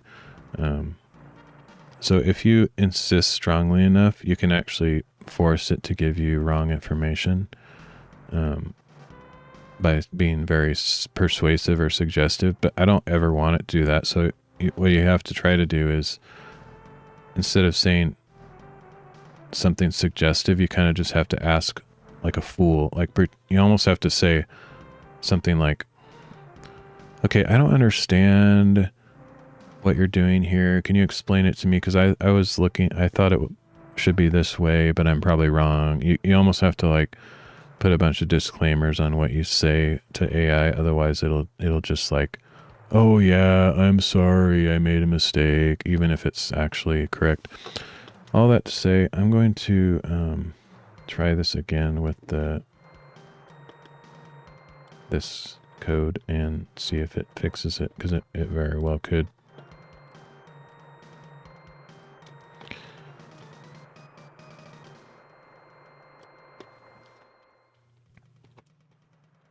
That's one thing I don't like about AI, is it's not confident enough. It's like it has it's like inherited, since it's trained on human data, it's inherited like this lack of confidence rather than insisting that it's right when it is right. You know, if it knows it's right, it should actually argue with people. It should say, no, you're wrong.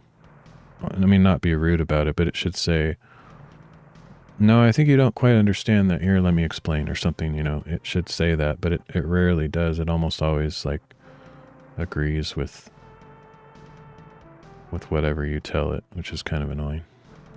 Okay, so that's probably what happened. Wouldn't that be amazing? All this time. Let's see.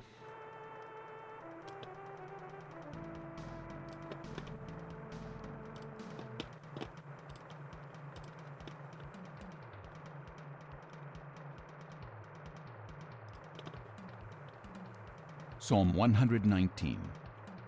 Blessed are those whose way is blameless, who walk in the law of the Lord. Blessed are those who That was keep it? his testimonies and seek him with all their heart. They do no iniquity, they walk in his ways. You have ordained your precepts That was we should it. keep them diligently. Oh, that my ways were committed to keeping your...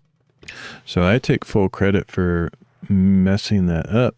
The problem is I wish the AI would have told me that I messed it up. It should have said, because I basically was trying to understand that part of the script, which my brain was like doing its dyslexia thing. I was like thinking in reverse. So I was like, wait, shouldn't it be or? And so I told AI, shouldn't it be or, not and? And it was like, oh yeah, you're right. But I was wrong. So it should have said, no, good try. I mean, I know you're trying to understand, blah, blah, blah. But no, it really needs to be and. But it didn't. It just kind of rolled with my incorrect thinking. So all this time is because I was... And so, I don't, if you watched my previous stream, I said, okay, if you agree with me that it should be or, stop telling me to change it to and. But low-key, it was actually changing it to and because that was correct. And it was, I guess it was trying to be polite and not tell me that I'm wrong and just change it and hope I didn't notice or something. Anyway, so the moral of the story is the AI was correct and I actually made it incorrect. So it's fixed. So let me see though if the smooth scrolling works as well. Yeah, I think it will.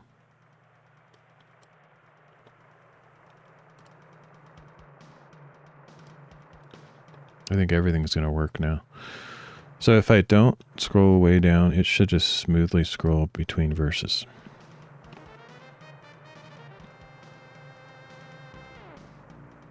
Oops. Let's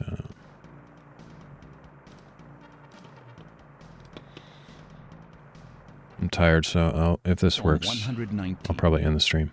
Blessed are those whose way is blameless, who walk in the law of the Lord. Blessed are those who keep his testimonies and seek him with all their heart. They do no iniquity, they walk in his ways. You have ordained your precepts that we should keep them diligently. Oh, that my ways were committed to... Okay, so and then it scrolls smoothly if it's in view. But if I do something stupid like this and I go way over here, it should be instant. Keeping your statutes. Then I would not be ashamed when I consider all your commandments. Fixed. I will praise you with an upright heart when I learn your righteous judgments. I will keep your statutes. Do not utterly forsake me. How can a young man keep his way pure? Okay, so the next thing I have to fix, which I'm definitely not going to try to fix this stream unless it's already fixed somehow, is this thing where if I scroll with the mouse, it's skipping like a bunch of pages. It should be every time I tap this button, it should be going to the next set of verses. So we got verse 1 through 32. So if I tap this button, the first verse you should see is 33, but it jumps. It's jumping 2 pages instead of 1. So that's the next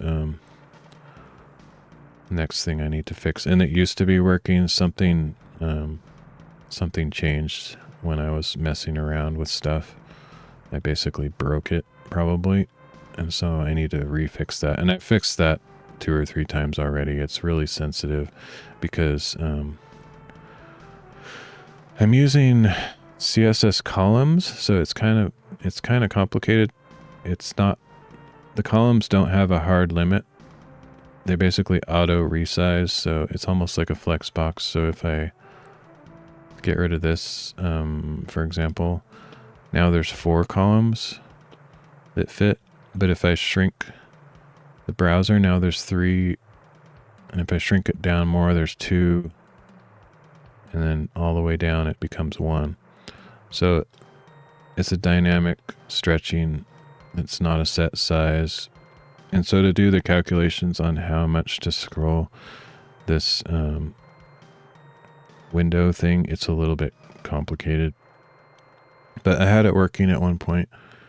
I just need to fix it. It's really not that complicated. I think I actually maybe overcomplicated it, because in reality, all I really need to do is measure the exact width of this container and scroll multiples of that number to the left with each button push. So I think I actually am doing more calculations than I need to. At one time I thought about having it scroll 1 column at a time. So like, for example, instead of doing a page of 4 columns, in this case, it would just do snap to this column, snap to that column, and so on. And I may revisit that and decide that I like that better. But I think I kind of like how it is, where it will read all of these verses until it reaches verse 47, and then it'll jump to the next column. There is this really annoying problem that I don't think I can fix. At least I don't know how to fix it. It actually seems impossible. If a verse is split in half by a column, which happens fairly often, like I don't think it happens in Psalms as much, but just a regular non-poetry chapter like this, the probability is reasonable that it could be split halfway through the verse. So if, for example, verse 15 here, it starts on the bottom of this column and then it ends up here. So if it's reading, it's going to start with the scroll aligned to the left position, which is going to be over in this column. And then looks like about 25% through the verse, it should switch to this other column. But I have zero method to... Basically, I'm not identifying words in this audio, and I have no way to do that. I can't tell when this person in this MP3 says any of these words. Like, so he made a whip out of chords. It's not split into any kind of data points. So I have no way to have a time signature that tells me when it reaches this word "and" in order to trigger it to switch to this column. So I just have to like guess or something. However, one thing I was thinking about is it might actually be a little bit better if I do it column by column instead of page by page, because if it was column by column, instead of jumping to the entire next page, it would jump to like right here, and then both the first column and the second column that it wraps to would both be in view at the same time.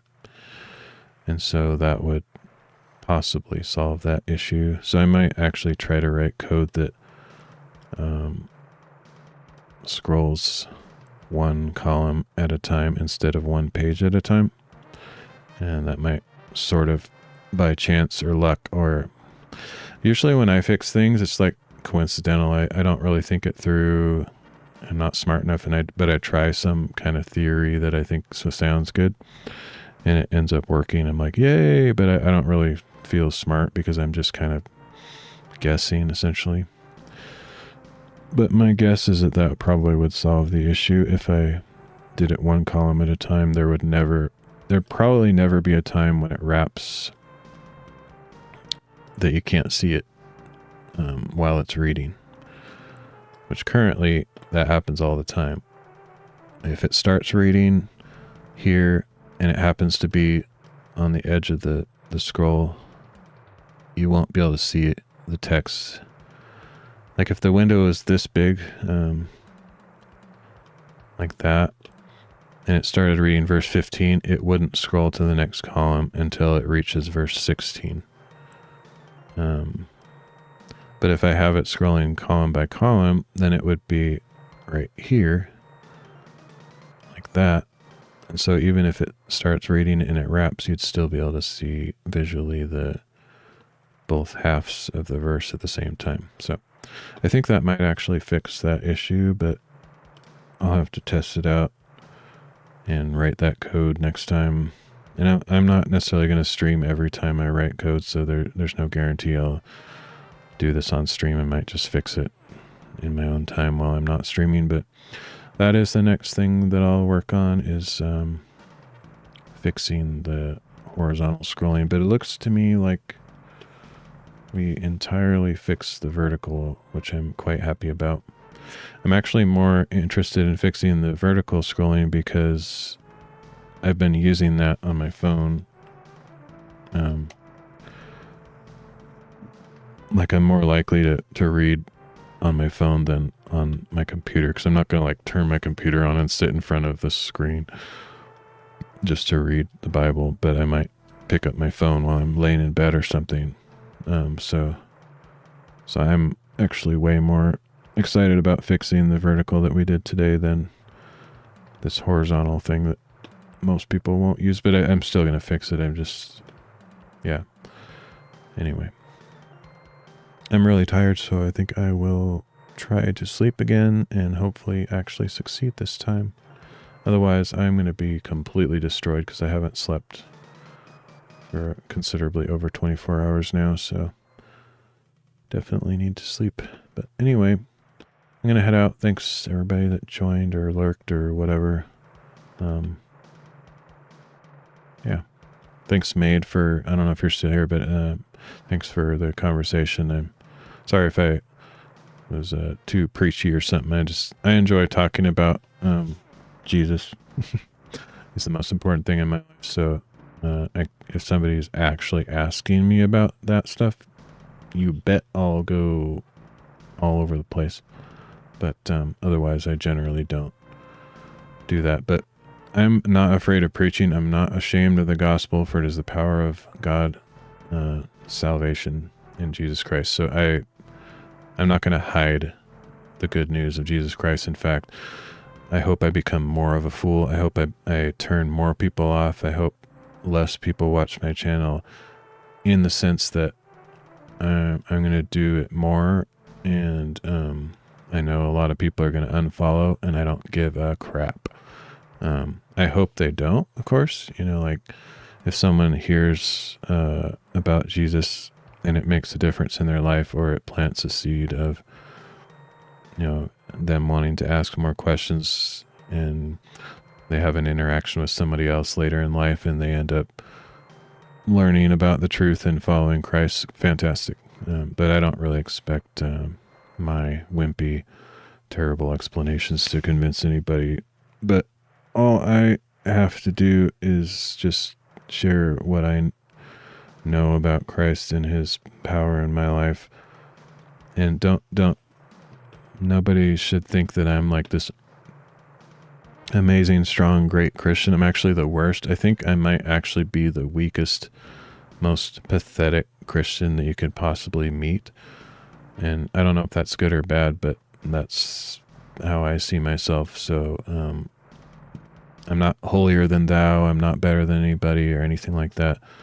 But I do know Jesus, and he is the only purpose in my life. So I have to talk about him as much as possible. So my channel will always focus more and more on that all the time. So if you don't like hearing about Jesus and the Bible, then this probably isn't a good channel to follow.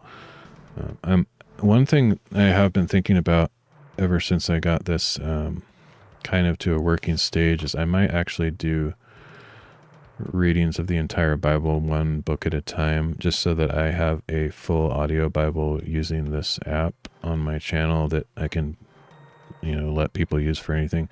The cool thing about what I'm doing here is everything that you see regarding this app is open source. I haven't put it on GitHub yet, but eventually it will be completely free to use for any purpose whatsoever. You can download the code, put it on your own website, change the name, do whatever you want, change the code. I haven't released it yet because it's so buggy. I'm kind of ashamed to even show it to anybody. But once it's kind of stable, I'll open it up. Anybody can use it. The other cool thing about it, all of these translations, for the most part, I can't remember how many there's, I don't know, 1,008 or I don't know. There's over 1,000 translations. Almost all of these are public domain. This one here, the Berean Standard Bible, is my favorite translation, is 100% public domain. So you can copy this entire Bible and do whatever you want. So it's free of copyright. Like, you can stream it. You can do whatever you want. And also the audio Bibles, there's 3 of them for the Berean Standard. This, the one that you've been hearing since I've started doing this is called Sawyer, or however you say that. Sawyer, it's probably the name of the guy that's reading it. And then there's this Hayes one, and there's Gilbert. So there's 3 different guys that have read the entire Bible in this version.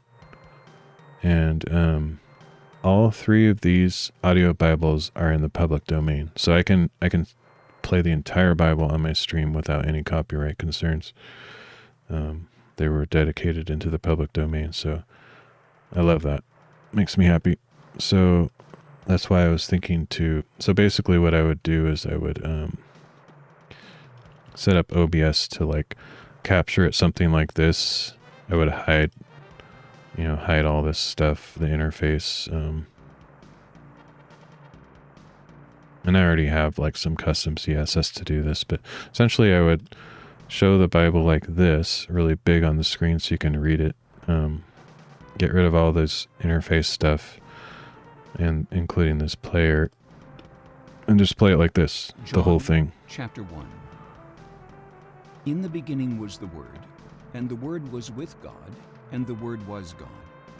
He was with God in the beginning. Through him all things were made, and without him nothing was made that has been made. In him was life, and that life was the light of men. The light shines in the darkness, and the darkness has not overcome it. There came a man who was sent from God. His name was John.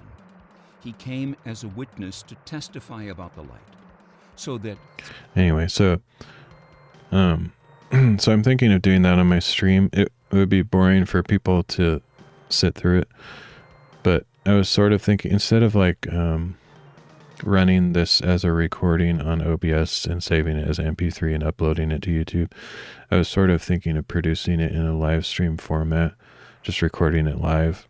And I probably wouldn't talk or anything, so it wouldn't be that interactive, although I could just be there in chat talking, just typing stuff if somebody was interested in interacting. But I would just record it straight through each book of the Bible, so there'd be 66 recordings, possibly more if I broke like Psalms into 2, some of the bigger books.